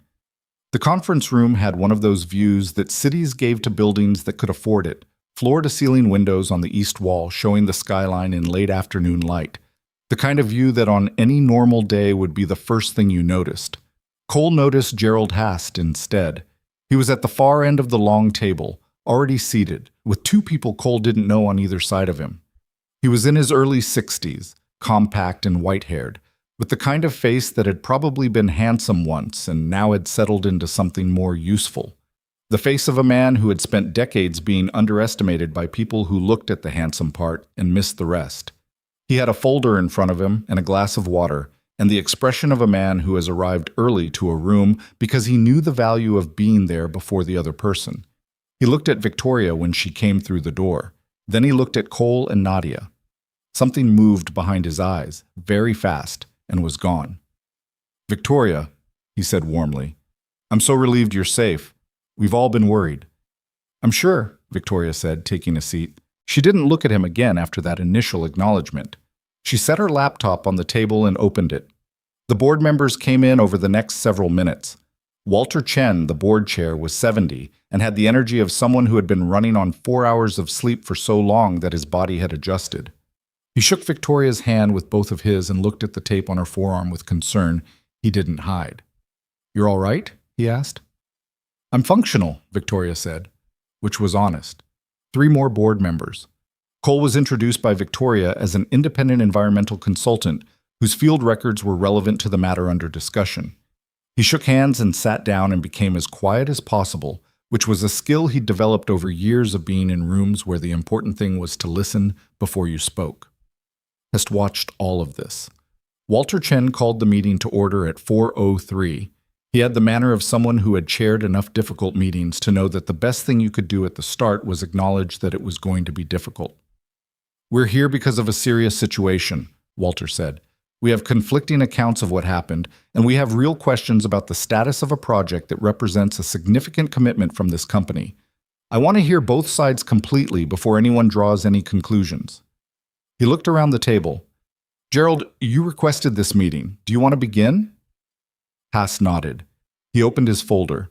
What followed was 20 minutes of the most precisely constructed version of events Cole had heard since he'd sat through an expert witness deposition in a water rights case 4 years ago. Hayes had clearly spent the day preparing this, and it showed. He walked the board through the project's financial history, its timeline delays, its cost overruns. He presented a communication record that showed him sending an evacuation recommendation to Victoria's field team. Cole looked at the timestamp, 6 p.m. the evening before the storm, which was accurate as far as it went. The team did not depart, Hayes said. Miss Langford had been in contact with the field team throughout the day. The decision to remain was consistent with a pattern of the project leader prioritizing data collection over safety protocols. He paused, let that sit, then continued. The result was a near catastrophic situation that put 3 people at risk, potentially destroyed 14 months of research investment, and has created legal exposure for this company. He closed his folder. I want to be clear that this is not personal. I respect Ms. Langford enormously, but the board has a responsibility to this company and its stakeholders, and that responsibility requires us to ask hard questions when judgment failures of this magnitude occur. He was good. Cole had expected him to be good, and he was still slightly impressed, the way you're impressed by something you don't admire. Walter looked at Victoria. Victoria, he said. She didn't stand up. She turned her laptop slightly so the screen was visible to Walter and the 2 members on her side of the table. The evacuation recommendation Gerald sent at 6 p.m. yesterday evening was based on a weather summary his office had generated, she said, not on current NWS data. She paused. The current NWS data at that moment indicated conditions were already at a threshold that made his proposed evacuation route dangerous. She tapped a key. This is the 6:14 a.m. public advisory from the National Weather Service, posted 18 hours before Gerald's recommendation. It was not transmitted to my field team. One of the board members looked up. Why not? Because it was routed through Gerald's communication system, Victoria said, where it remained for 14 hours and 8 minutes before a delayed summary was generated. She tapped another key. These are the server-level transmission logs from our own communications infrastructure, time-stamped at the system level. They cannot be retroactively altered. Hast's expression didn't change. He was very good at that. I'm not sure what you're suggesting, Victoria. Routing delays are a systemic issue, not... This is the 3rd instance, Victoria said, in 14 months. She was still looking at the board, not at Hast. Each instance occurred at a point where timely weather information would have affected field decisions. The first 2 resulted in minor complications. The 3rd resulted in a storm that trapped 3 people on a mountain. The room was quiet. Walter was looking at the screen. The other board members were looking at Hast. Hast had both hands flat on the table, very still. These logs can be examined by any independent IT forensics firm, Victoria said. I'll welcome that examination. She looked at Hast directly for the first time since she'd sat down. Will you? This is... Hast started. There's more, Victoria said. She turned to Cole. This was the moment. Cole was aware of it. The specific gravity of a moment where what you say next matters in a way most things don't. He'd thought about this in the car, and he'd thought about it in the corridor, and he'd had a version of it ready and then decided the version was too prepared and went with what was true instead. My name is Cole Bennett, he said. I'm an environmental consultant. I was conducting independent field work for a separate commercial client in the same watershed area yesterday. I have no relationship with Verdana or with anyone at this table other than what happened in the past 36 hours. He laid his printed records on the table. Marcus Reyes had sent them to Rachel, who had printed them in the correct format, clean and organized. At 7:52 a.m. yesterday morning, I accessed the National Weather Service advisory directly from my phone. I documented that advisory in my field log because it was relevant to my own safety planning. He looked around the table. That advisory is the same one the server logs show was not transmitted to Verdana's field team until 8:22 p.m. He slid the records toward Walter. My documentation predates the transmission by 12 hours and 30 minutes, Cole said. It was generated for an entirely separate purpose, filed with my client before the storm, and has no connection to this dispute except that the same publicly available advisory appears in both records. He paused. The gap between what anyone with internet access knew at 7:52 a.m. and what Verdana's field team was told at 8:22 p.m. is not a systemic routing issue. It is a deliberate 12-hour window. The room had gone very quiet. Haas said nothing. Cole watched him not saying it and found it more interesting than anything he might have said. Walter Chen was reading Cole's documentation with the slow care of someone who understood its significance. One of the other board members, a woman who had not spoken yet, whose name Cole hadn't caught, was leaning forward with her arms on the table looking at Hast with an expression that had moved past neutral into something else. Gerald, Walter said. He didn't look up from the records. Is there an explanation for the routing delay?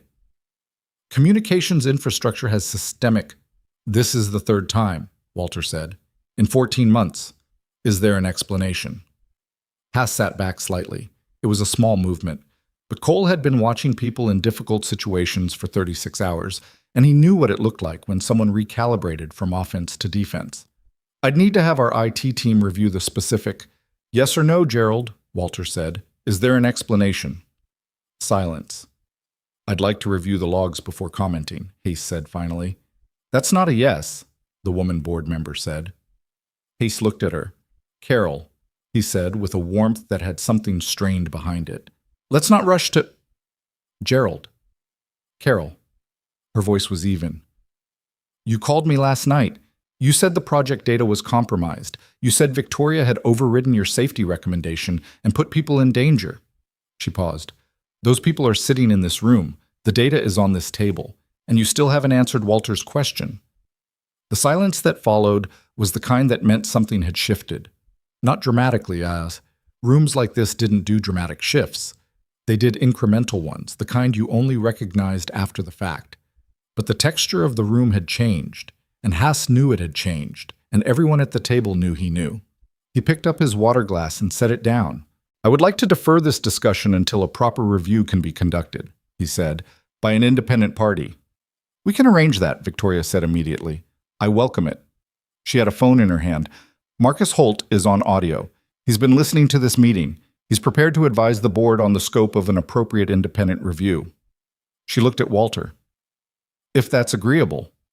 Walter looked at Hast, a long look. The look of someone who had known someone for a long time and was doing a specific kind of arithmetic. Yes, Walter said. That's agreeable. What happened next took another 40 minutes and was considerably less cinematic than the preceding hour, which was how these things usually went. Legal processes had a specific texture. Careful language, defined terms, the deliberate construction of next steps. Marcus Holt's voice came through Victoria's phone measured and precise, outlining a review process that would include the IT forensics examination, an independent communications audit, and a formal interview protocol. Haas sat through it with his folder closed in front of him and said very little. At one point he looked at Cole across the table. Cole looked back. It wasn't a hostile exchange. It was two people recognizing something about each other. Hast recognizing that he hadn't anticipated this piece, and Cole recognizing that Hast was already thinking about what came after this room. People like Hast always were. This wasn't over. It was just this meeting, and there would be other meetings, and the road was longer than one afternoon. But the data was on the table. That was what mattered. The meeting ended without a formal vote on anything, which was actually a better outcome than Cole had expected. Walter had declined to take action on Hast's original motion to strip Victoria of operational authority pending review, on the grounds that the new evidence warranted the independent process first. Hast had not pushed the vote, which told Cole something. A man who is certain he'd win pushes for the vote. A man who isn't defers. They came out of the conference room into the corridor at 5:47. Nadia sat down on the nearest chair and put her head back against the wall. Rachel was waiting with a tablet and a set of follow-up items that couldn't wait, and Victoria went to her and they began working through them with the efficiency of people who had done this before, standing in a corridor, talking quickly and quietly. Cole went to the window at the end of the hall. The city was doing what cities did in early evening, lights coming on, the particular density of movement that meant the workday was ending for some and continuing for others. He could see the highway south from here, a line of taillights heading home. He thought about Lily, who was home from school by now and probably doing homework or arguing about homework or both simultaneously. He pulled out his phone and dialed. It rang twice. Dad? Her voice. Immediate and certain, like she'd been expecting him. Hey, kid. Mrs. Peterson said you were in a storm. I was. Are you okay? I'm fine. A pause. He could hear the specific sound of her breathing, which he could identify in a lineup out of 100 other people's breathing because he'd been listening to it for 9 years. Biscuit ate my homework, she said, but Biscuit is 12 years old and has no teeth. He drooled on it. That's not eating it. It's destroyed either way, Dad, Cole laughed. It came out of him more easily than he expected, and it felt like something releasing. "I'll be home tonight," he said. "Late. Don't wait up." "I wasn't going to." A pause that contained multitudes. "Dad?" "Yeah." "The truck is okay, right?" He thought about the truck sitting up on the mountain under the camper shell with bark fragments on the roof, inaccessible until the roads cleared. "The truck is fine," he said. "Okay." She sounded satisfied. "See you tonight." "See you tonight." He hung up. Behind him, Victoria had finished with Rachel and was standing in the corridor, alone for the first time all day. Rachel had gone somewhere. Nadia was still in the chair with her eyes closed. The board members had dispersed. Victoria was standing looking at her phone, and for the first time since he'd met her, she wasn't doing anything with it, just holding it. She looked like someone who had held a very heavy thing for a long time and had just been allowed to put it down for 30 seconds. Cole walked back toward her. "How are you doing?" he asked. She looked up. The question seemed to catch her off guard in a minor way, like she'd been expecting something logistical. "I don't know yet," she said. "Ask me in an hour." "Fair enough." She looked down the corridor toward the conference room. The door was closed, the frosted glass blank. "He's not done," she said. "I know. The review will drag out. He'll use every delay he can find. He has lawyers who are very good at finding delays."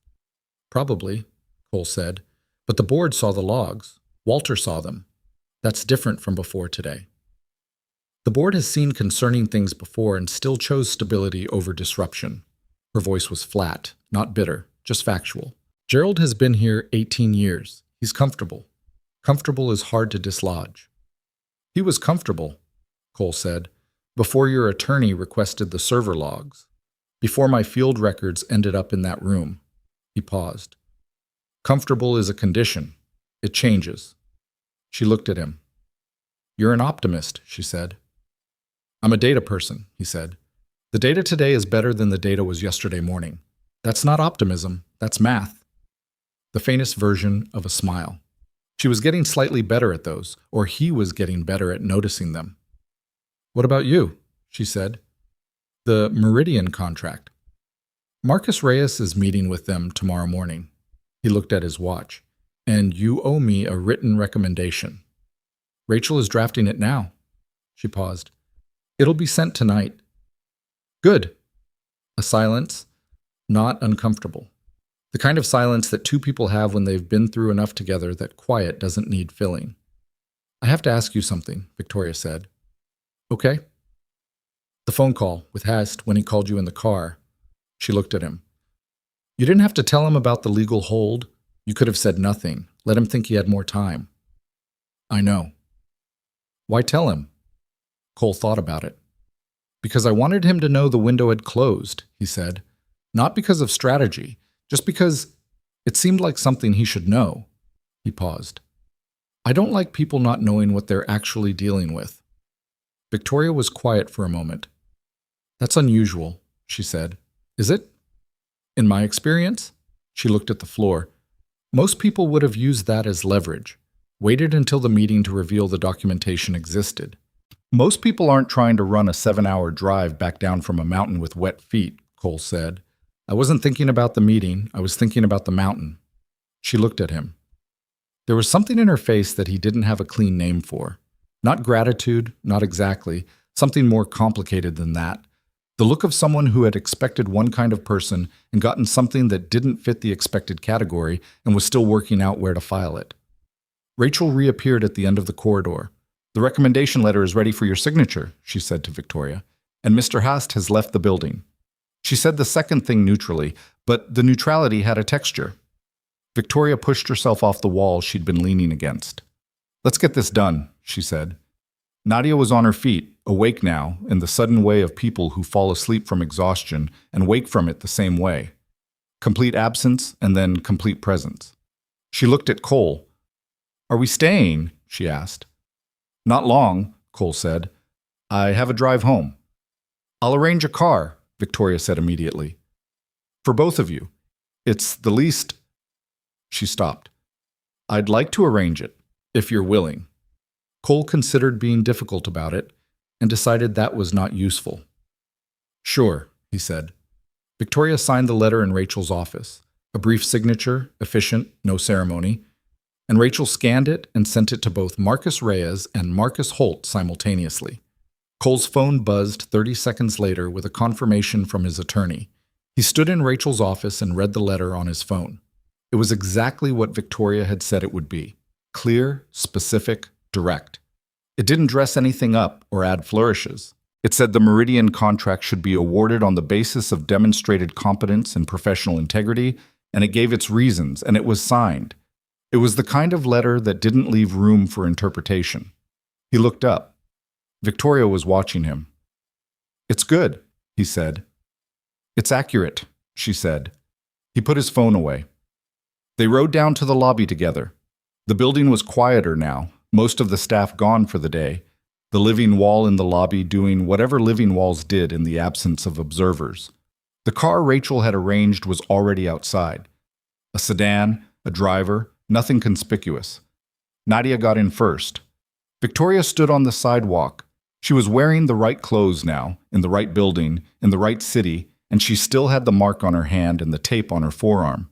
She looked like herself, whatever version of herself existed on the other side of 48 hours that had required her to decide repeatedly what she was willing to lose and what she wasn't. "Thank you," she said to Cole. He thought about all the things that sentence was covering and decided not to itemize them. "Don't let them stall the review indefinitely," he said instead. "Past will try. You'll need to push." "I know." She paused. "I've been pushing for 14 months. "I know. Keep going." She looked at him for a moment. "That's all you've got?" she said, as a parting thought. "Keep going seems sufficient." She almost said something else. He could see it. Something sitting behind the controlled expression. Something that didn't have the right language yet, or that she'd decided wasn't the right moment for. She said, "Drive safe." "Ma." He said, "You too," which didn't make geographic sense for someone standing in front of their own building, but she didn't point that out. He got in the car. The sedan pulled away from the curb and moved into the evening traffic. Cole watched the Verdana building recede in the side mirror. Glass and steel and that particular kind of light that buildings have at dusk, where the inside light and the outside light are balanced, and for a few minutes you can see both at once. Nadia was asleep again before they'd gone 6 blocks. Cole looked out the front windshield at the road ahead. Traffic was heavy in the way city traffic was heavy at this hour. Not moving badly, just full. The specific density of a city doing its evening accounting. The driver had the radio on low, something that wasn't quite news and wasn't quite music. He was tired in the specific way of someone who had used everything they had and hadn't yet had time to notice the bill coming due. He'd feel it tomorrow. Right now he was still running on the residual energy of the last 2 days, and that energy had its own kind of clarity. The clarity of having done what needed doing and not having had the luxury of overthinking any of it. His phone buzzed. Marcus Reyes. Meridian confirmed the meeting. 9 a.m. tomorrow. You'd better have a good explanation for the last 48 hours. Cole typed back, "I have a great one. Get some sleep." He put the phone in his pocket. Outside, the city moved around the car. Lights, pedestrians, the particular geometry of streets that existed because people had decided things should be where they were. He thought about the mountain and the way the world had looked from the ridge in the wind and rain, the highway a gray line in the distance, and the arithmetic that had seemed so simple from up there. Get down, get safe, get the evidence to the people who needed it. Simple problems were clarifying. It was the complicated ones, the ones that didn't resolve in a day, the ones that would take months of review processes and depositions and board meetings, and the slow grind of institutions deciding what the truth was, that wore you down. But tonight the math was clean. He'd left the mountain with what he'd come for. So had Victoria Langford. Gerald Hast was somewhere in this city not sleeping, and that was not Cole's problem to solve. The car moved through the last of the evening traffic and out onto the highway south. Cole leaned back in the seat and let himself be tired. It was, all things considered, a reasonable response to what the last 48 hours had been. He got home at 11:14 p.m. The porch light was on, which meant Mrs. Peterson had left it on before she went home, which meant she'd been there late enough to notice it was dark, which meant Cole owed her something more than the standard rate, and he was going to have to figure out what that looked like. He stood on the porch for a moment with his key in his hand and just breathed the night air, which smelled like cut grass and the particular cleanness of suburban quiet after rain, and let himself acknowledge that he was home. Inside, the house was the specific kind of quiet that only existed when a 9-year-old was asleep somewhere in it. Different from empty quiet. Fuller. He left his boots at the door. They were ruined, he'd deal with that later, and went to the kitchen and stood at the sink and drank 2 glasses of water in a row without stopping, which was the most satisfying thing he'd done in 2 days. He went to Lily's room. She was asleep on her side with one arm over Biscuit, who lifted his head when Cole opened the door and then put it back down with the minimal effort of a dog who had decided this was not an emergency. The nightlight made the room amber. Lily's hair was across her face. She was wearing a shirt that had a diagram of the water cycle on it and was slightly too small now, which meant he needed to buy the next size up, which he added mentally to the list of things that existed on the other side of this week. He stood in the doorway for probably 30 seconds, not doing anything, just being there. Then he went to bed. He slept for 7 hours without moving, which was unusual for him and felt earned. In the morning, Lily was already at the kitchen table when he came downstairs, eating cereal and reading something on her school tablet, and she looked up at him with the specific assessment of a child who has been told a parent was in a storm and is now inspecting the evidence. "You look bad," she said. "Good morning to you too." "Not bad, just tired bad." She went back to her tablet. "Mrs. Peterson said the roads are still closed up there." "They are." "So the truck is still on the mountain?" "Yes." She processed this. "Is it okay?" "The truck is fine, Lily." "You keep saying that." "Because it's true." She put her spoon down and looked at him with the directness that he both admired and found exhausting at 7 in the morning. "What actually happened?" she asked. He poured coffee. He thought about 14 hours of delayed weather advisories and a creek crossing and a woman who'd carried a hard-shell data case through 2 miles of post-storm wilderness with tape on her arm. And he thought about how to translate any of that into something appropriate for a 9-year-old before coffee. "Big storm," he said. "I helped some people who got caught in it. We walked out the next morning."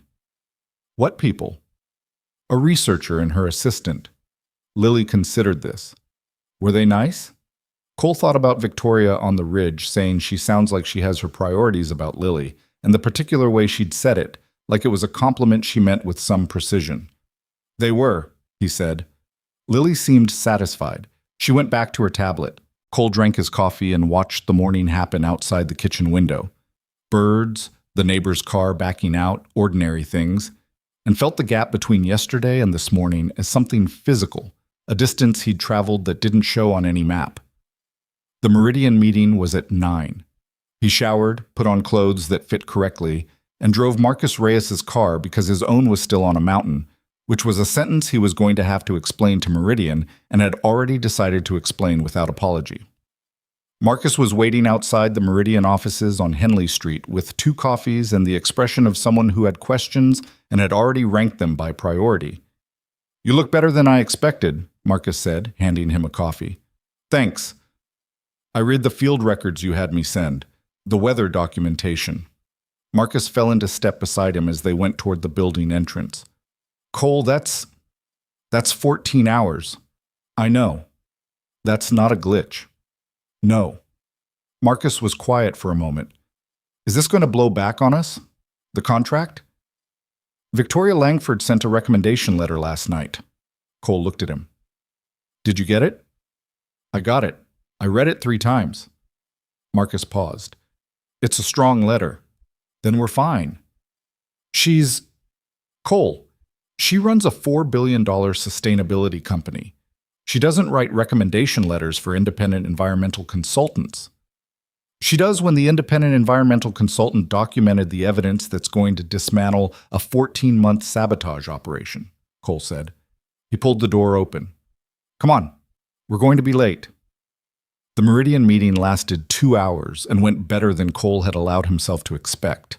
The project director, a woman named Harriet, who had been in the industry longer than Cole had been alive and had the professional affect of someone who no longer needed to prove anything to anyone, had read both the field records and the recommendation letter and was less interested in the drama and more interested in the data, which was the correct priority order in Cole's view.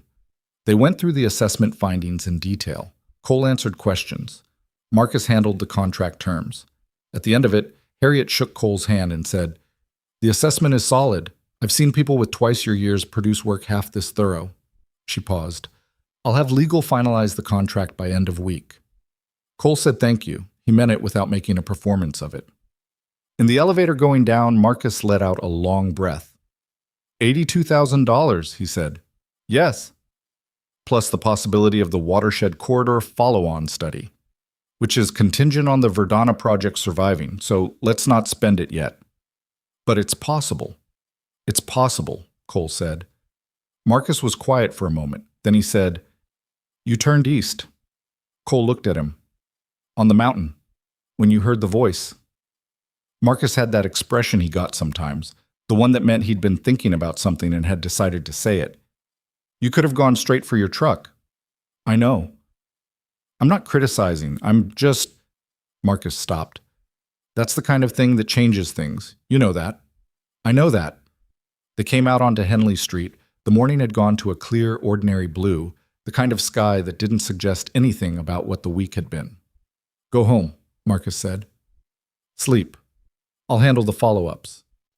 I have the Meridian report to write. Tomorrow." "Marcus." "Cole." Marcus looked at him. "Go home. The work will be there. It always is." Cole went home. The next 4 days had their own rhythm, the rhythm of aftermath, but slower than the emergency, faster than recovery. Cole wrote the Meridian report in 2 days instead of 5, which was either because the fieldwork was clean and the writing came easily, or because he needed something to do with his hands while the Verdana situation moved at its own speed in a city 40 miles north of him. Probably both. He got updates from Marcus Holt's office in the form of brief, legally precise emails that told him the independent communications audit was underway, that the IT forensics firm had been retained and had begun reviewing the routing logs, and that Gerald Hast had retained his own attorneys. Marcus Holt described this last development as expected, and not concerning, which was attorney language for it's fine, but it'll take longer, and Cole read it that way. He heard from Victoria on the 3rd day. Not a formal communication. His phone rang at 7:15 in the evening, and it was her direct number. She'd texted it from the Verdana building that night in case the review process required his input, which was the stated reason, and was also just his number in her phone. And he answered it in the kitchen while Lily was in the other room doing homework. "How are you?" she asked. It was the same question he'd asked her in the Verdana corridor, and she'd said, "I don't know yet. Ask me in an hour." "Better," he said. "You?" "The audit found 2 additional instances," she said. 6 total, over 14 months. The earliest one predates the project by 2 months. He was planning this before the project launched. But Cole absorbed that. "That's worse than you knew." "Yes and no. It's worse in scale. It's better for the case." A pause. "Marcus Holt says the board will likely move to formal disciplinary proceedings by end of next week. Walter Chen called me this morning. She stopped. "He apologized, which I didn't expect." "What did you say?" "I told him to focus on the project." Another pause. It was probably not the warmly forgiving response he was hoping for. It was an honest one. "I'm better at honest than forgiving," she said. "Something I'm aware of." Cole leaned against the counter. He could hear Lily in the other room, the specific sound of her arguing with a math worksheet. "The Callaway Creek corridor," he said. "The legislative window you mentioned. 8 months. 7 now. The data is intact. The project continues?" "The board voted this afternoon, unanimous to continue." She said it without triumph, just noted it the way she noted things. "The vote was easier after the audit findings." "Good." A silence. The comfortable kind, which was still slightly surprising to him. How quickly that had become the default register between them, given that 4 days ago they'd been strangers in a storm. "Lily," Victoria said. "How is she?" It caught him slightly off guard that she'd asked. "She's fine," he said, currently losing an argument with long division. "She'll win eventually. She always does." Another pause. "I'm coming down to Ridgecrest on Friday," Victoria said. The shift in tone was slight, but more deliberate. "There are two things. One is the forensic team wants to do an on-site visit to the field station to document the storm damage for the record. I need to be there." She paused. "The other is, the Callaway Creek study has a connecting data gap in the lower watershed. Your survey area from the Meridian assessment. Our preliminary data suggests there might be something significant in the soil recovery patterns at that elevation." She paused again. "I'd like your professional opinion." Cole was quiet for a moment. "That's a formal consultation request," he said. "It is. Through your project office." "Through my project office," she said. "Rachel is drafting the terms." "Okay," Cole said. A beat. "The drive up takes about 4 hours," he said. "If you leave by 7, you miss the traffic." "I know," she said. "I've driven it before." "Right." "Cole." "Yeah. Thank you. For Friday. And for—" She stopped. The sentence didn't finish itself, which was unusual for someone who was precise with language. "The week," she said finally. Insufficient, and she knew it and said it anyway, which felt more honest than whatever larger thing would have fit there. "You'd have gotten out without me," he said. "Eventually." "Probably," she said, in the exact same tone she'd said it in the truck that first night. That word she'd said like it tasted wrong. "Not probably," he said. "You would have."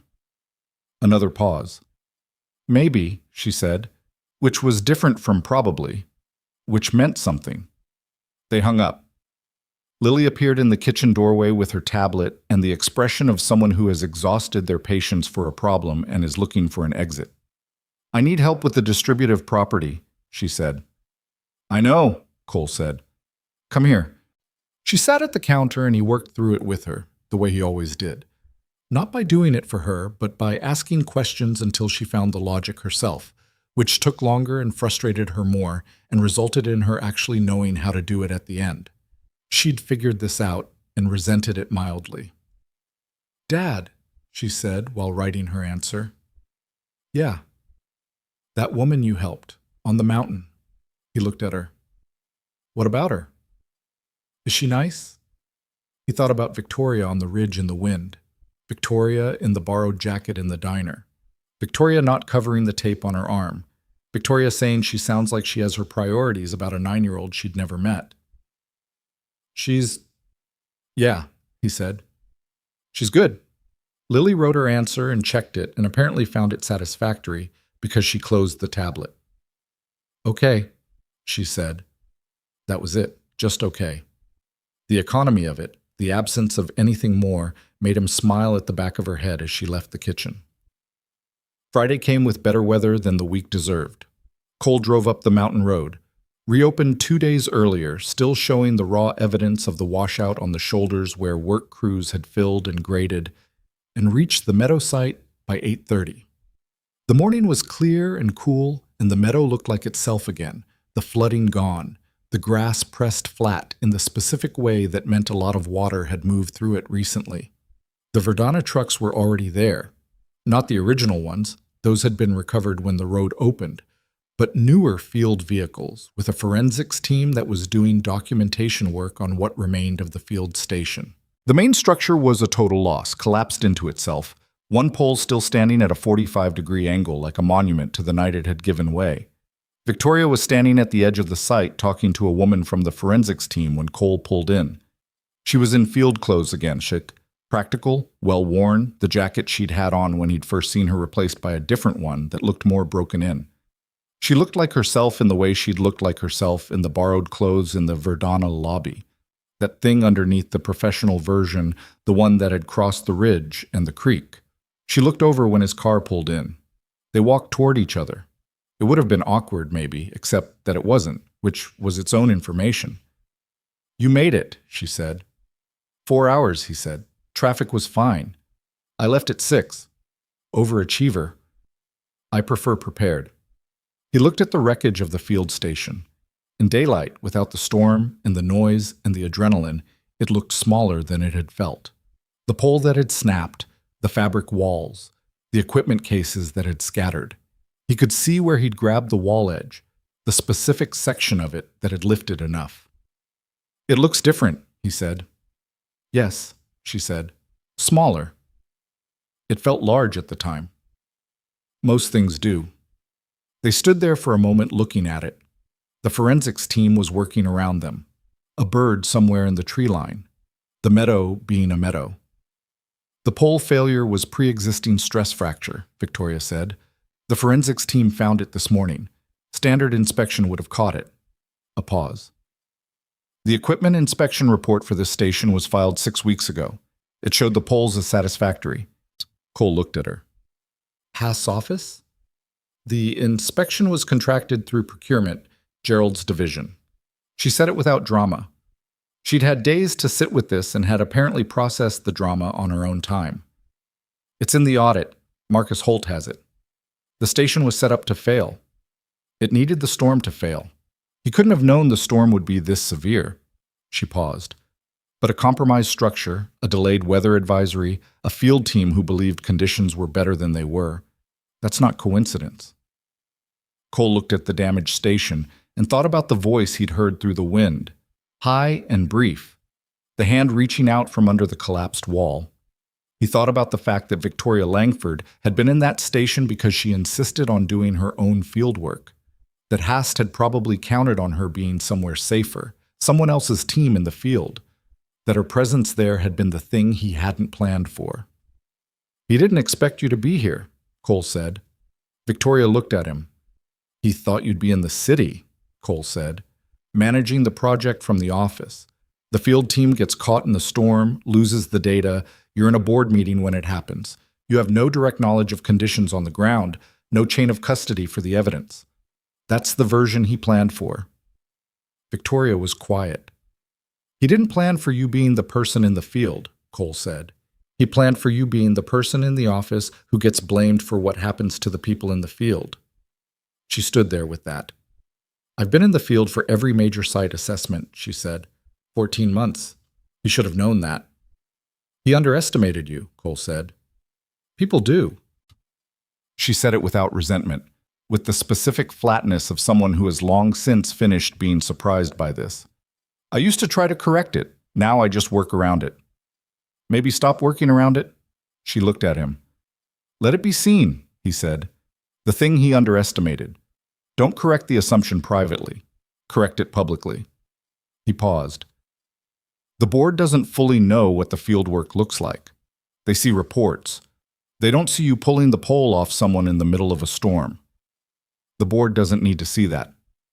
They need to understand what 14 months of this project actually cost," Cole said. "Not financially. In terms of what you put in." He paused.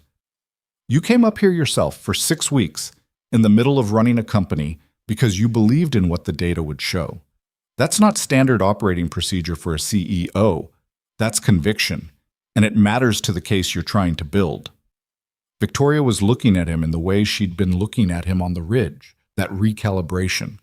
He'd noticed it enough times now to recognize it, when something he said landed somewhere she hadn't expected. "You're not an attorney," she said. "No.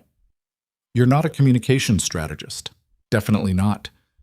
What are you, exactly?" He thought about it. "Somebody who reads the land and tells you what it's actually doing versus what you thought it was doing," he said. "Same principle." She looked at him for a moment. Then she looked back at the damaged field station. "My father would have liked you," she said. "He didn't know what to do with that, so he just said, 'Come show me the lower watershed data.'" They spent the next 3 hours in the field. It was the most comfortable part of the week. Cole had his equipment from the Meridian assessment, and Victoria had the field data from 6 weeks of work, and they walked the lower watershed section together comparing readings. And it was the thing they both knew how to do, the thing that required no performance and no management of other people's perceptions, just the land and what it was telling them. What it was telling them was significant. Cole had documented anomalous soil chemistry in his June assessment and had flagged it in the Meridian report as a possible secondary finding without fully understanding what was driving it. Looking at it now alongside Verdana's recovery data from the upper watershed, the connection was clear enough that he felt it before he had the language for it. The recovery rate here is slower by a factor of 2, he said, crouched over a sample site. But the soil organic matter is actually higher post-fire than the pre-fire baseline. That's what we've been seeing in the upper section, Victoria said. She was crouched beside him, different elevation, pulling a core sample with the efficient ease of someone who'd done it several hundred times. The models predicted organic matter depletion. What we're finding is accumulation, which means the water retention is different, Cole said. The whole rehydration cycle is different. She held the core sample up. This matters, Cole. If the organic matter is accumulating in the post-fire soil, the water dynamics of the whole watershed are shifting. The legislative case for protecting the corridor isn't just about what's here now. It's about preventing interventions that would interrupt a recovery process that the models didn't predict. A recovery nobody knew was happening. Until now. She looked at the sample. Until now. He looked at her, looking at the sample, and thought about Haast sitting in board meetings for 14 months trying to strangle this project, and about what it would have meant if he'd succeeded. Not for Verdana. For this, and for this creek, and this soil, and this recovery that nobody had written into their models because nobody had looked carefully enough. How fast can you get the preliminary analysis written? He said. 2 weeks, maybe 10 days. Get it to Walter Chen before the disciplinary proceedings conclude. He stood up. You want the board to understand what the project is? Show them what it found. Victoria stood up with the sample. You're doing it again, she said. Doing what? Reading the land and telling me what it's actually doing. He picked up his equipment bag. Seems like it needed saying. She almost laughed. He was getting better at recognizing the version of it that was as close as she got. Nadia arrived at noon with field lunches from a place in Ridgecrest that appeared to know Victoria because the order was ready when she called, and they ate at the tailgate of one of the Verdana trucks, looking at the meadow. The forensics team had finished their documentation and were packing up. The meadow was quiet. This is weird, Nadia said, looking at the site where the station had been. What is? Cole asked. Being back here and it just being a meadow. She looked around. 2 days ago this was a lot. She paused. Now it's just grass. It was always just grass, Victoria said. We were just in it at the wrong moment. Nadia thought about this. I keep thinking about the creek crossing. She looked at Cole. You waded back in. To be closer. You didn't have to do that. It was 4 feet. You were already on the other side. It seemed useful. He ate his sandwich. You crossed either way. I would have crossed either way, Nadia agreed. But it was easier because you came back. She said it simply, without the performance of a bigger statement, just noted the fact. Victoria was looking at the station site. When the wall came down, she said, the first thing I thought about was the data. That's okay, Nadia said. It's probably not a healthy priority order. Maybe, Nadia said. But it's who you are. And you were right to think about it. The data is what lets us protect this. She gestured at the meadow. You can't be sorry for that. Victoria looked at her. You're 22, Victoria said. 23 next month, Nadia said. You're 22 and you're smarter than most people I've employed for a decade. Nadia looked slightly embarrassed. You should tell me that more. I know, Victoria said. I will. It was the same thing she'd said in the car to Cole about telling Nadia that she was excellent. And now she had. Small thing, significant. They drove back down the mountain separately.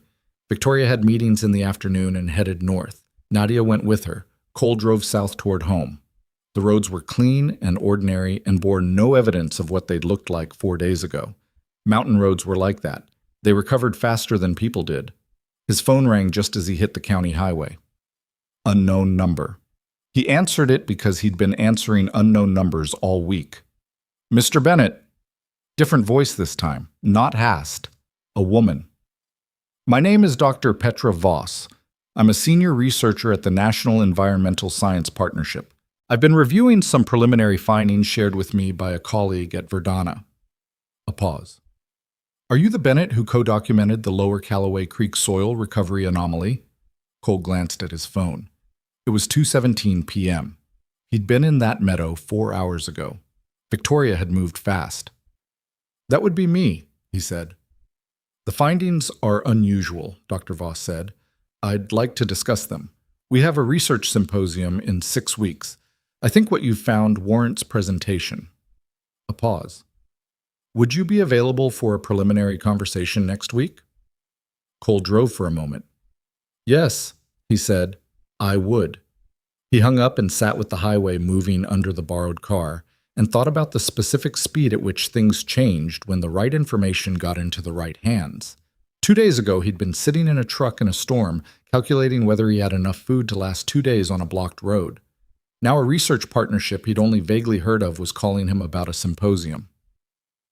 This was not the shape he'd expected the week to have. He thought about telling Lily and knew exactly how she'd respond. She'd want to know what the data showed, not what it meant professionally, just what it actually said about the water, because she was 9 and already thought about water the way he thought about soil, like it was the most interesting system in the world. He called her. She picked up after 2 rings. School was done. She was home with Biscuit. Dad? Hey, how was school? Fine. I got the distributive property right on the quiz. I know you would. All of them, not just most. Of course. A pause, then, are you coming home soon? Few hours, he said. Listen, I need to tell you something about the water study. She was quiet on the other end, which meant she was paying attention. Lily quiet was Lily paying full attention. He told her, in the simplified version, what he and Victoria had found in the lower watershed, the soil recovery, the organic matter, the way it changed the understanding of what the water was doing in that system.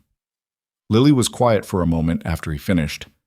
So the water is doing something nobody thought it could do, she said. Yes. After the fire. After the fire. Another pause. That's where everything important happens, she said. He smiled. She'd said this before.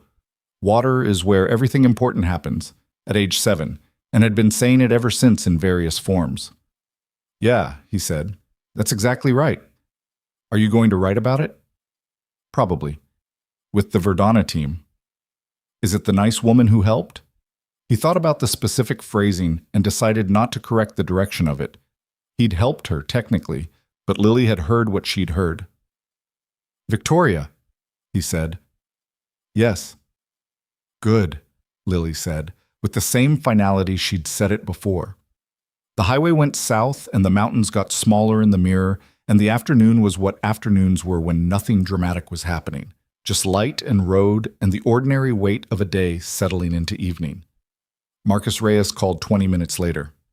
Meridian signed, he said. Contracts finalized. Wire transfer is scheduled for Thursday. Cole pulled in a breath. Held it. Let it go. Okay, he said. Okay, Marcus said. Cole, that's 82,000. I know what it is, Marcus. I just thought, I know. He looked at the road. It's good. It's really good. I'm tired. Marcus was quiet for a moment. Then, with the specific gentleness of someone who had worked with Cole long enough to understand the difference between his versions of quiet. Go home. Sleep. The money will be the same in the morning. I know. And Cole. Yeah. Whatever you did up on that mountain, whatever call you made when you turned east. Marcus stopped. I don't know if you know this, but that's the kind of thing that defines a career. Or a life. One or both. He paused. I'm not sure yet. Cole thought about it. I'll let you know, he said. He drove the rest of the way home without the phone. The evening was doing what evenings did at this time of year. The light going long and gold, the shadows extending, the kind of light that made ordinary things look considered. He pulled into his driveway and sat for a moment with the engine off, The house looked the same as it always looked. Porch light not yet on, because Lily hadn't noticed it was getting dark yet, which meant she was occupied with something. The neighbor's oak tree. The front steps where one of the boards was soft and needed replacing, and he kept not replacing it. A bicycle that Lily had outgrown last fall, and that neither of them had moved because moving it required acknowledging she'd outgrown it. He sat there. He thought about what Marcus had said, defining a career or a life, one or both. He thought about the $82,000 that would be there in the morning, and the symposium invitation, and the research findings, and the Verdana board, and the independent audit moving toward its conclusion somewhere in the city 40 miles north. And then he thought about something smaller than all of that. He thought about Victoria's voice on the phone 3 days ago, asking how he was. The specific texture of the pause before she'd said the week, when she'd been looking for the right word and hadn't quite found it. He thought about what it would look like, in 6 weeks, at a research symposium, to present findings with someone who approached evidence the way she approached it, carefully, without performance, with the specific seriousness of someone who believed that what the data said mattered more than what it was convenient for it to say. He thought it would probably be fine, more than fine. He didn't let himself think too far past that. He was too tired, and the board was too close, and there was a soft board on the porch that needed replacing, and a 9-year-old inside who had gotten all the distributive property questions right. He got out of the car. The porch light came on. Lily must have heard the door. And he went up the steps and let himself into his house. And it was warm inside, and it smelled like the frozen pizza Lily had apparently made herself for dinner, which she wasn't supposed to do without asking. And Biscuit came around the corner from the living room with the slow gravity of an elderly dog who had decided this was worth the effort. "You're home," Lily called from the kitchen. "I'm home," he said. The formal disciplinary hearing for Gerald Hast was scheduled for a Tuesday, 6 weeks after the storm, in a conference room on the 14th floor of Verdana's headquarters building.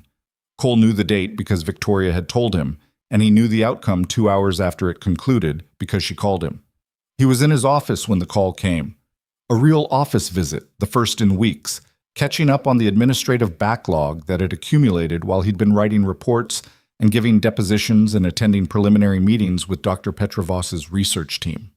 The office was 2 rooms above an insurance agency on Callaway Street, small enough that Marcus Reyes's desk and his desk faced each other across a space that got awkward when they were both on the phone at the same time, which was most of the day. Marcus looked up when Cole answered. "How did it go?" Cole said. Not a question. He could tell from the first second of the call. "He resigned," Victoria said. "Before the vote. His attorneys negotiated a settlement this morning. He's out of both boards, effective immediately." A pause. "The formal investigation continues.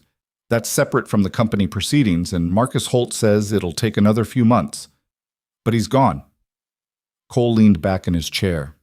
"How do you feel?" he asked. She was quiet for a moment, the specific quiet that meant she was actually considering it rather than reaching for the convenient answer. "Tired," she said. "And relieved, which I expected, and angry, which I also expected." Another pause. "There's something else I didn't expect." "What?" "It doesn't feel finished," she said. "I thought it would feel finished. He's gone and the project is protected and the board is... They're actually engaged now, in a way they weren't before. All of that is true." She paused. "But 14 months of carrying this while also running a company, while also doing the field work, while also..." She stopped. "It doesn't just go away because the hearing concluded." "No," Cole said. "It doesn't. People say closure. I've never understood that word." "It's not closure," Cole said. "It's just the next thing." She absorbed that. "The next thing," she said. "Yes, that's more accurate." Marcus was making the elaborate display of not listening that he made when he was definitely listening, which Cole had stopped finding annoying years ago. "The symposium is in 8 days," Cole said. "I know. I'll be ready." "The preliminary findings?" "Submitted to Dr. Voss yesterday. She wants to expand the scope. She thinks there's a broader pattern worth examining across 3 other post-fire watersheds in the region." A pause that had a different quality. less tired, more alive. If the pattern holds, Cole, it'll hold, he said. You don't know that. The soil doesn't lie, he said. You documented it. I documented it. The organic matter is there. Science doesn't work on faith in the data. No, but it also doesn't work without it. He picked up a pen, set it down. The pattern will hold, and if it doesn't, you'll find out what it is instead, which is also worth knowing. A pause. You're very annoying, she said, and it was the closest thing to warmth that didn't announce itself as warmth that he'd heard from her, which he was learning was actually the most reliable version. I've been told, he said. By who? Lily, mostly. She did something that was definitively a laugh this time, short and real and unguarded, and he felt it land somewhere specific. 8 days, she said. 8 days. She hung up. Marcus put his coffee down. Hast resigned? Before the vote.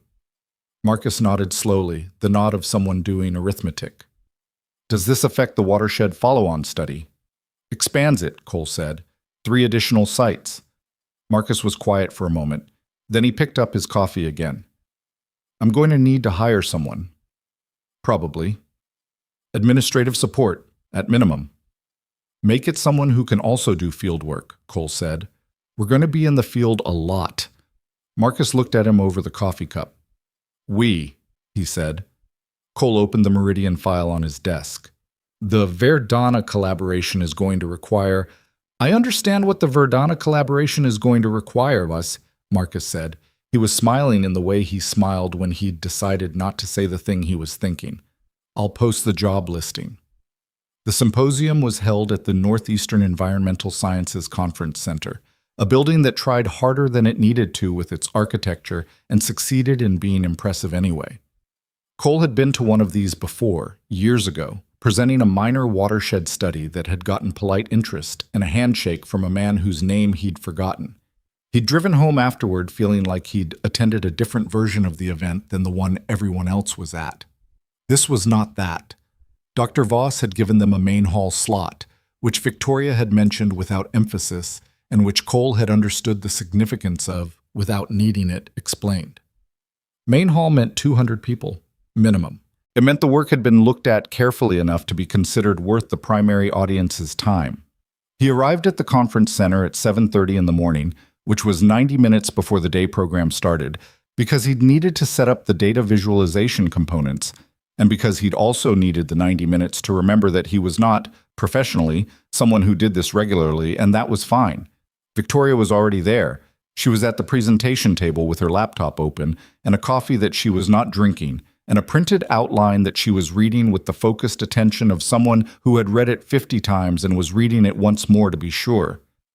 She was wearing something that was not field clothes and not the corporate meeting version of herself either, somewhere between the two, which he recognized as just her, the version that existed when neither context was requiring performance.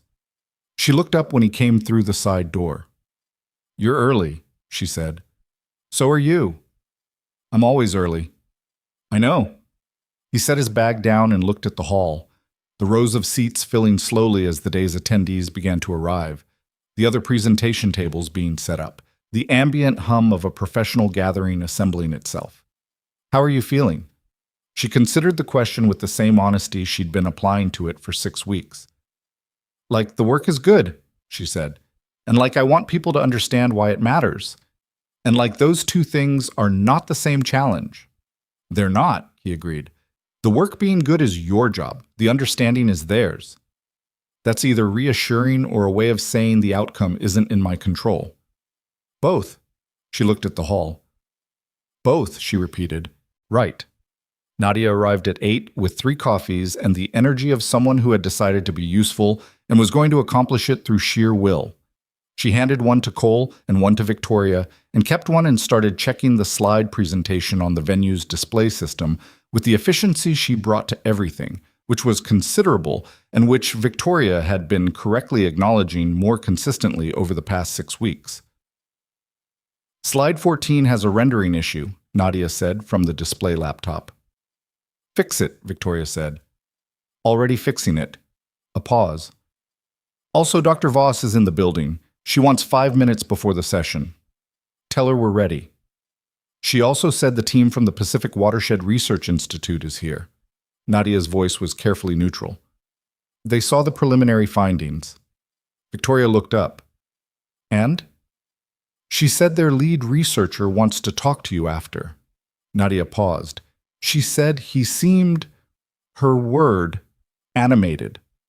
Cole looked at Victoria. Animated, Victoria said. Her word, Nadia repeated. Victoria looked back at her slides. Something in her shoulders changed, not relaxing exactly, settling. The specific settling of someone who has been carrying something for a long time and is starting to understand that other people are going to help carry it. She hadn't let herself believe that until this moment. Cole could see it. Okay, she said, let's set up.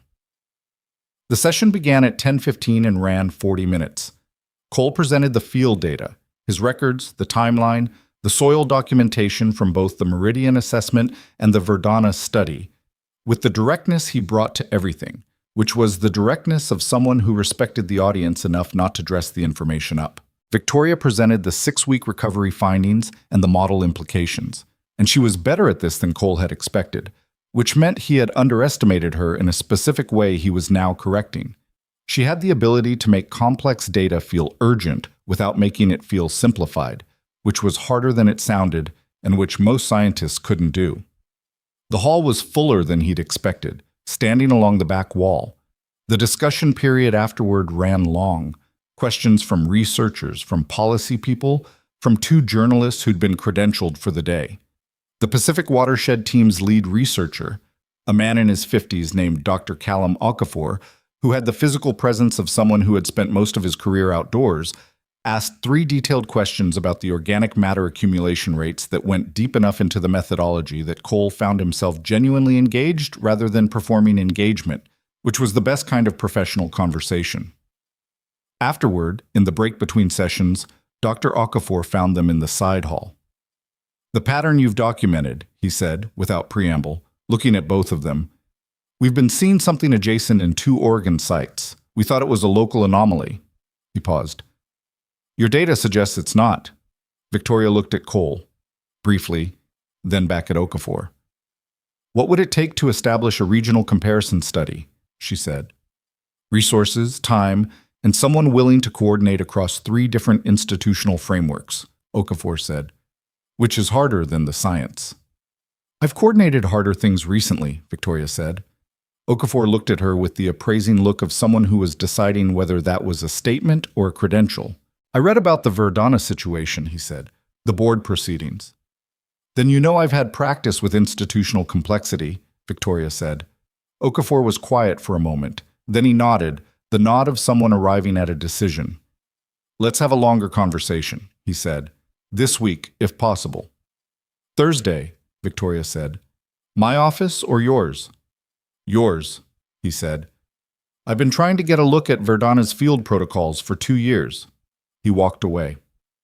Nadia appeared at Victoria's elbow with the look of someone who had heard all of that. That just got bigger, Nadia said.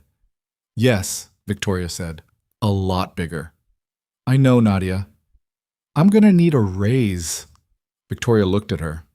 You're getting one. Nadia blinked. When? I spoke to HR last week. It goes into effect next month. She looked back at the room. You should have had one 6 months ago. I'm sorry it took this long.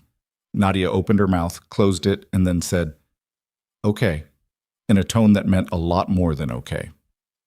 Cole was watching all of this from slightly apart, and he thought about what Nadia had said in the truck on the mountain. She told me I was doing well, and I was surprised. And about the specific small ways that people changed when they'd been through something that required them to see each other clearly.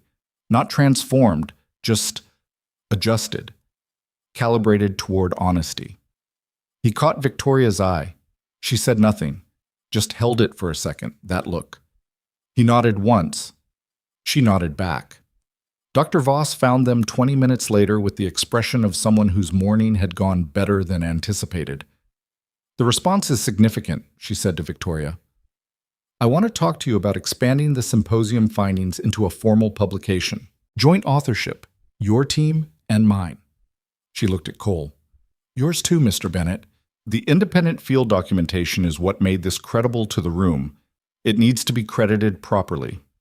Cole thought about Marcus Reyes back in the office, drafting a job listing, and about a 9-year-old who thought water was where everything important happened. I'll need to clear my schedule, he said. I assumed, Dr. Voss said dryly. I've already been in contact with your office. Your associate, Marcus, said to tell you it's handled. Cole made a mental note to give Marcus a raise too, eventually, when the finances allowed it. The day ran long, the way these days did when the work was good and the conversations it generated kept finding each other. By the time the formal program ended and the side conversations finished, it was past 6 o'clock and the conference center was emptying out around them. Cole was packing up the display materials when Victoria came to stand near him, not saying anything right away. Just there. What are you thinking? He asked, without looking up. That 6 weeks ago I was sitting in a truck in a storm doing math on how much food we had, she said. And now? And now there's a regional study and a journal publication and a board that's actually paying attention and Gerald Haast's name on a settlement agreement. She paused. It's a different kind of math. He finished packing the display materials and straightened up. They were the last 2 people in the hall except for a custodian running a floor buffer down the far aisle. Tell me something, Victoria said. He waited. On the mountain, the first night. In the truck. She looked at him. When I told you there were people who wanted the project to fail, you just said okay, just like that. She paused. Most people would have asked more questions, or been skeptical, or suggested I was overreacting. You weren't overreacting. You didn't know that. You'd just been through a storm, he said. You'd already protected the data. You were calm and specific when you talked about it. He shrugged slightly. People who overreact aren't calm and specific. She looked at him. That's how you decided to trust what I was telling you? Because I was calm? Because you weren't performing, he said. There's a difference. She was quiet for a moment. My last relationship, she said, and then stopped. He waited. He told me I made everything a project, she said, that I was incapable of just being in something, that I was always managing instead of being. She said it without visible emotion, which probably meant she'd said it to herself enough times that the emotional part had worn smooth. He wasn't entirely wrong. He wasn't entirely right either, Cole said. How would you know? Because you've been managing something for 14 months that most people would have quit, he said. The distinction between managing and being, that's a luxury that requires certain conditions. You didn't have the conditions. He paused. That's not a character flaw. That's math. She looked at him for a long moment. You do that a lot, she said. Reframe things as math. Math doesn't judge, he said. It just describes. That's either very wise or a way of avoiding the emotional content. Probably both, he said, which was the same thing he'd said to her at the symposium about control, and she recognized it, and something moved in her face. Cole, she said. Yeah. I'd like to have dinner, she said, not as a professional courtesy, not to discuss the study. She held his gaze. Just dinner. He stood there with the packed display case in his hand and looked at her.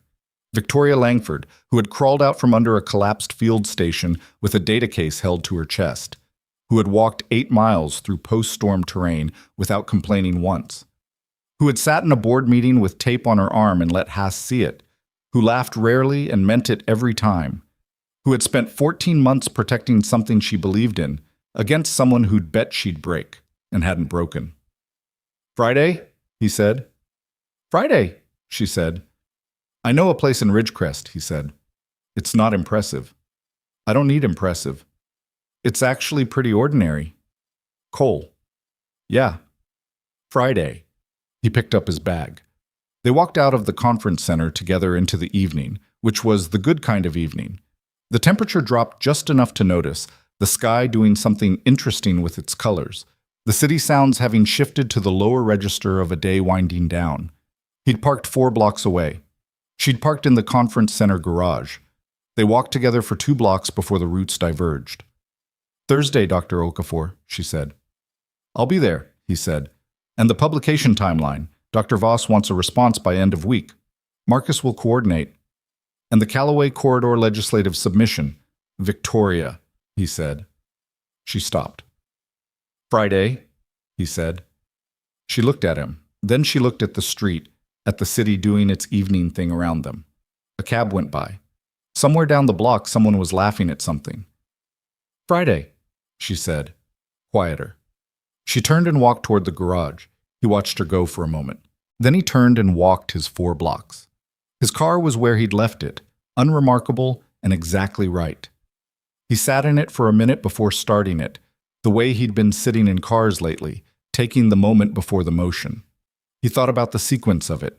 The gas station at Ridgecrest, checking the weather at 7:52 a.m.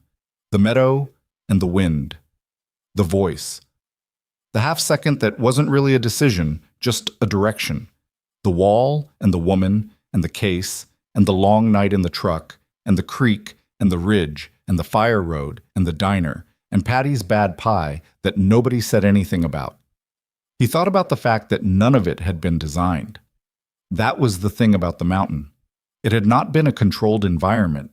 Nobody had planned the storm or the sabotage or the order of events that put Cole Bennett in that meadow at that moment with a waterproof bag and a set of field records that would become eventually the thing that made the difference. There was a version of events where he'd packed up and run for the truck when the first thunder hit, where he'd done the reasonable calculation, his equipment, his contract, his daughter at home, the road narrowing, and gone southwest. He'd gone east instead. He'd gone east and ended up here, 6 weeks later, in a parking spot 4 blocks from a symposium where 200 researchers had just spent 40 minutes taking seriously a finding that was going to matter for an ecosystem and the legislation protecting it and the people who lived downstream of it. That was a real chain of causation, not poetic, not designed, just real. He thought about what Marcus had said, defining a career or a life, one or both. He thought he was starting to understand which one, maybe both, though he was still deciding where the line between them was. He started the car and drove home. Lily was at the kitchen table with her laptop, working on a school project about river systems, which she'd chosen herself from a list of options in a way that surprised no one who knew her. She looked up when he came in. "How was it?" she asked. "Good," he said. "Really good. Did people listen?" He thought about the hall, the standing room at the back, Dr. Okafor's 3 detailed questions, Dr. Voss's face during the discussion period. "Yes," he said. "They listened." She nodded with the satisfaction of someone who had expected nothing less. "Dad," she said. She was looking at her laptop, not at him, which was how she broached things she was slightly tentative about. "Is Victoria coming to dinner on Friday?" He stopped taking his jacket off. "Why would you think—" "You said I know a place in Ridgecrest when you were on the phone last week," she said. "You only say that about Hennessy's. And you don't take clients to Hennessy's because you said it's not impressive enough." She paused. "So it's not a client." Cole stood in the kitchen with his jacket half off and looked at his 9-year-old daughter. "You're going to be a problem when you're older," he said.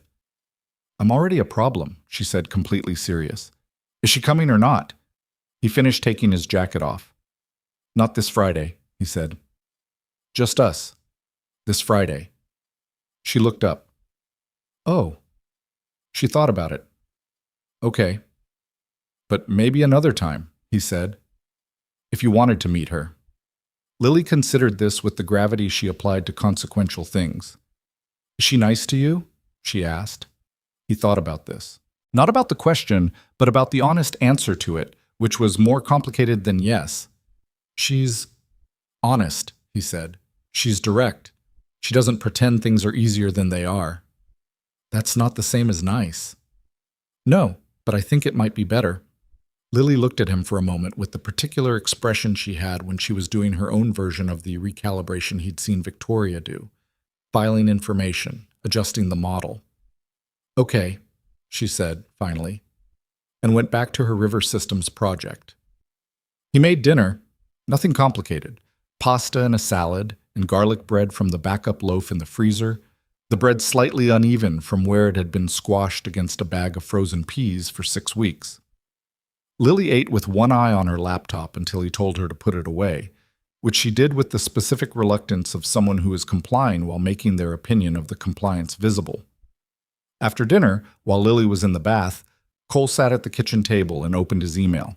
There was one from Marcus Holt's office, a brief update confirming that the formal investigation of Gerald Haast's conduct was progressing and that Cole's documentation had been formally entered into the evidentiary record. There was one from Dr. Voss with the draft framework for the journal submission. There was one from the Meridian Land Group project director Harriet, which he hadn't expected, saying she'd attended the symposium as part of her company's professional development program and that the findings were going to be directly relevant to two other projects on Meridian's portfolio and could they discuss next week. He read that one twice. Then he closed the laptop. He thought about Gerald Haast somewhere in the city, probably in a meeting with his own attorneys, working through what the settlement meant for the longer investigation. A man who had spent 14 months building something meticulous and patient, and who had not anticipated a storm bad enough to make his field station fail, or an environmental consultant in a meadow at 7:52 a.m., checking the National Weather Service directly rather than relying on a summary app or a CEO who did her own fieldwork. 3 uncontrolled variables, none of which Haast had accounted for because they were the kind of variables that don't appear in the scenarios you plan against.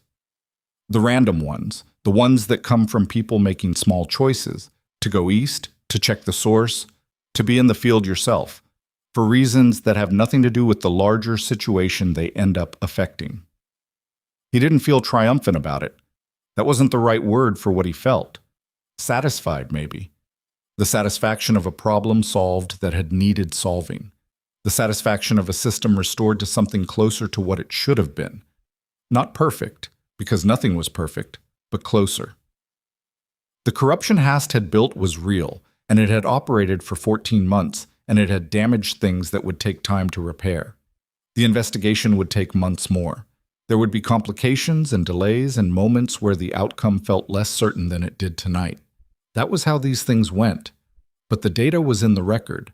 Cole's field notes, time-stamped at 7:52 a.m., were in the evidentiary record, 14 hours and 8 minutes, a number that didn't argue, a number that just was. Lily came out of the bath in her pajamas and sat beside him on the couch and leaned against his arm, which she was theoretically too old for and did regularly anyway, and they watched 40 minutes of a nature documentary about deep ocean ecosystems that she'd been working through in installments, pausing regularly to ask questions or make corrections to things the narrator said that she felt were imprecise. The narrator keeps saying the ocean is mostly unexplored, she said at one point. But that's not totally true anymore. It's more like insufficiently mapped. That's a more precise way to say it, Cole agreed. Insufficiently mapped means there's more work to do, she said. Mostly unexplored sounds like nobody's tried. He looked at her. You should tell them that, he said. Write to the network. She considered this seriously. Do you think they'd listen? I think you'd be surprised. She went back to watching. He went back to sitting there beside her, shoulder to shoulder, the way they sat when neither of them needed to say anything. He thought about a water system that was recovering in a way no model had predicted. Organic matter accumulating where depletion had been expected. The land doing something nobody had written down yet because nobody had looked carefully enough, until 2 people who both believed looking carefully was the point had gone into the field and found it. Insufficiently mapped, Lily had said. Not unexplored, just not finished. He thought about Friday dinner at Hennessy's, which was not impressive and which he had never once regretted taking people to. He thought about the beginning of something that hadn't been planned and wouldn't be manageable in the way that projects were manageable, because that was not the kind of thing it was. He thought about how he was too tired to be nervous about it, and how that was probably the right way to be, not unaware of what it was, just not performing a version of himself in advance of it.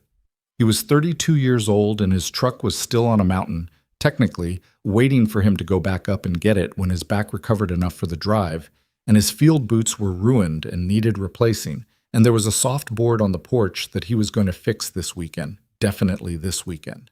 His daughter was going to write a letter to a documentary network about the precise language of oceanic exploration. His business was going to grow in ways he hadn't planned for 6 weeks ago, and would need to be managed carefully. His name was going into a research publication alongside a woman who had walked 8 miles through post-storm wilderness and kept her data intact and still, 6 weeks later, hadn't entirely found the right word for what the week had been. That was all true at the same time.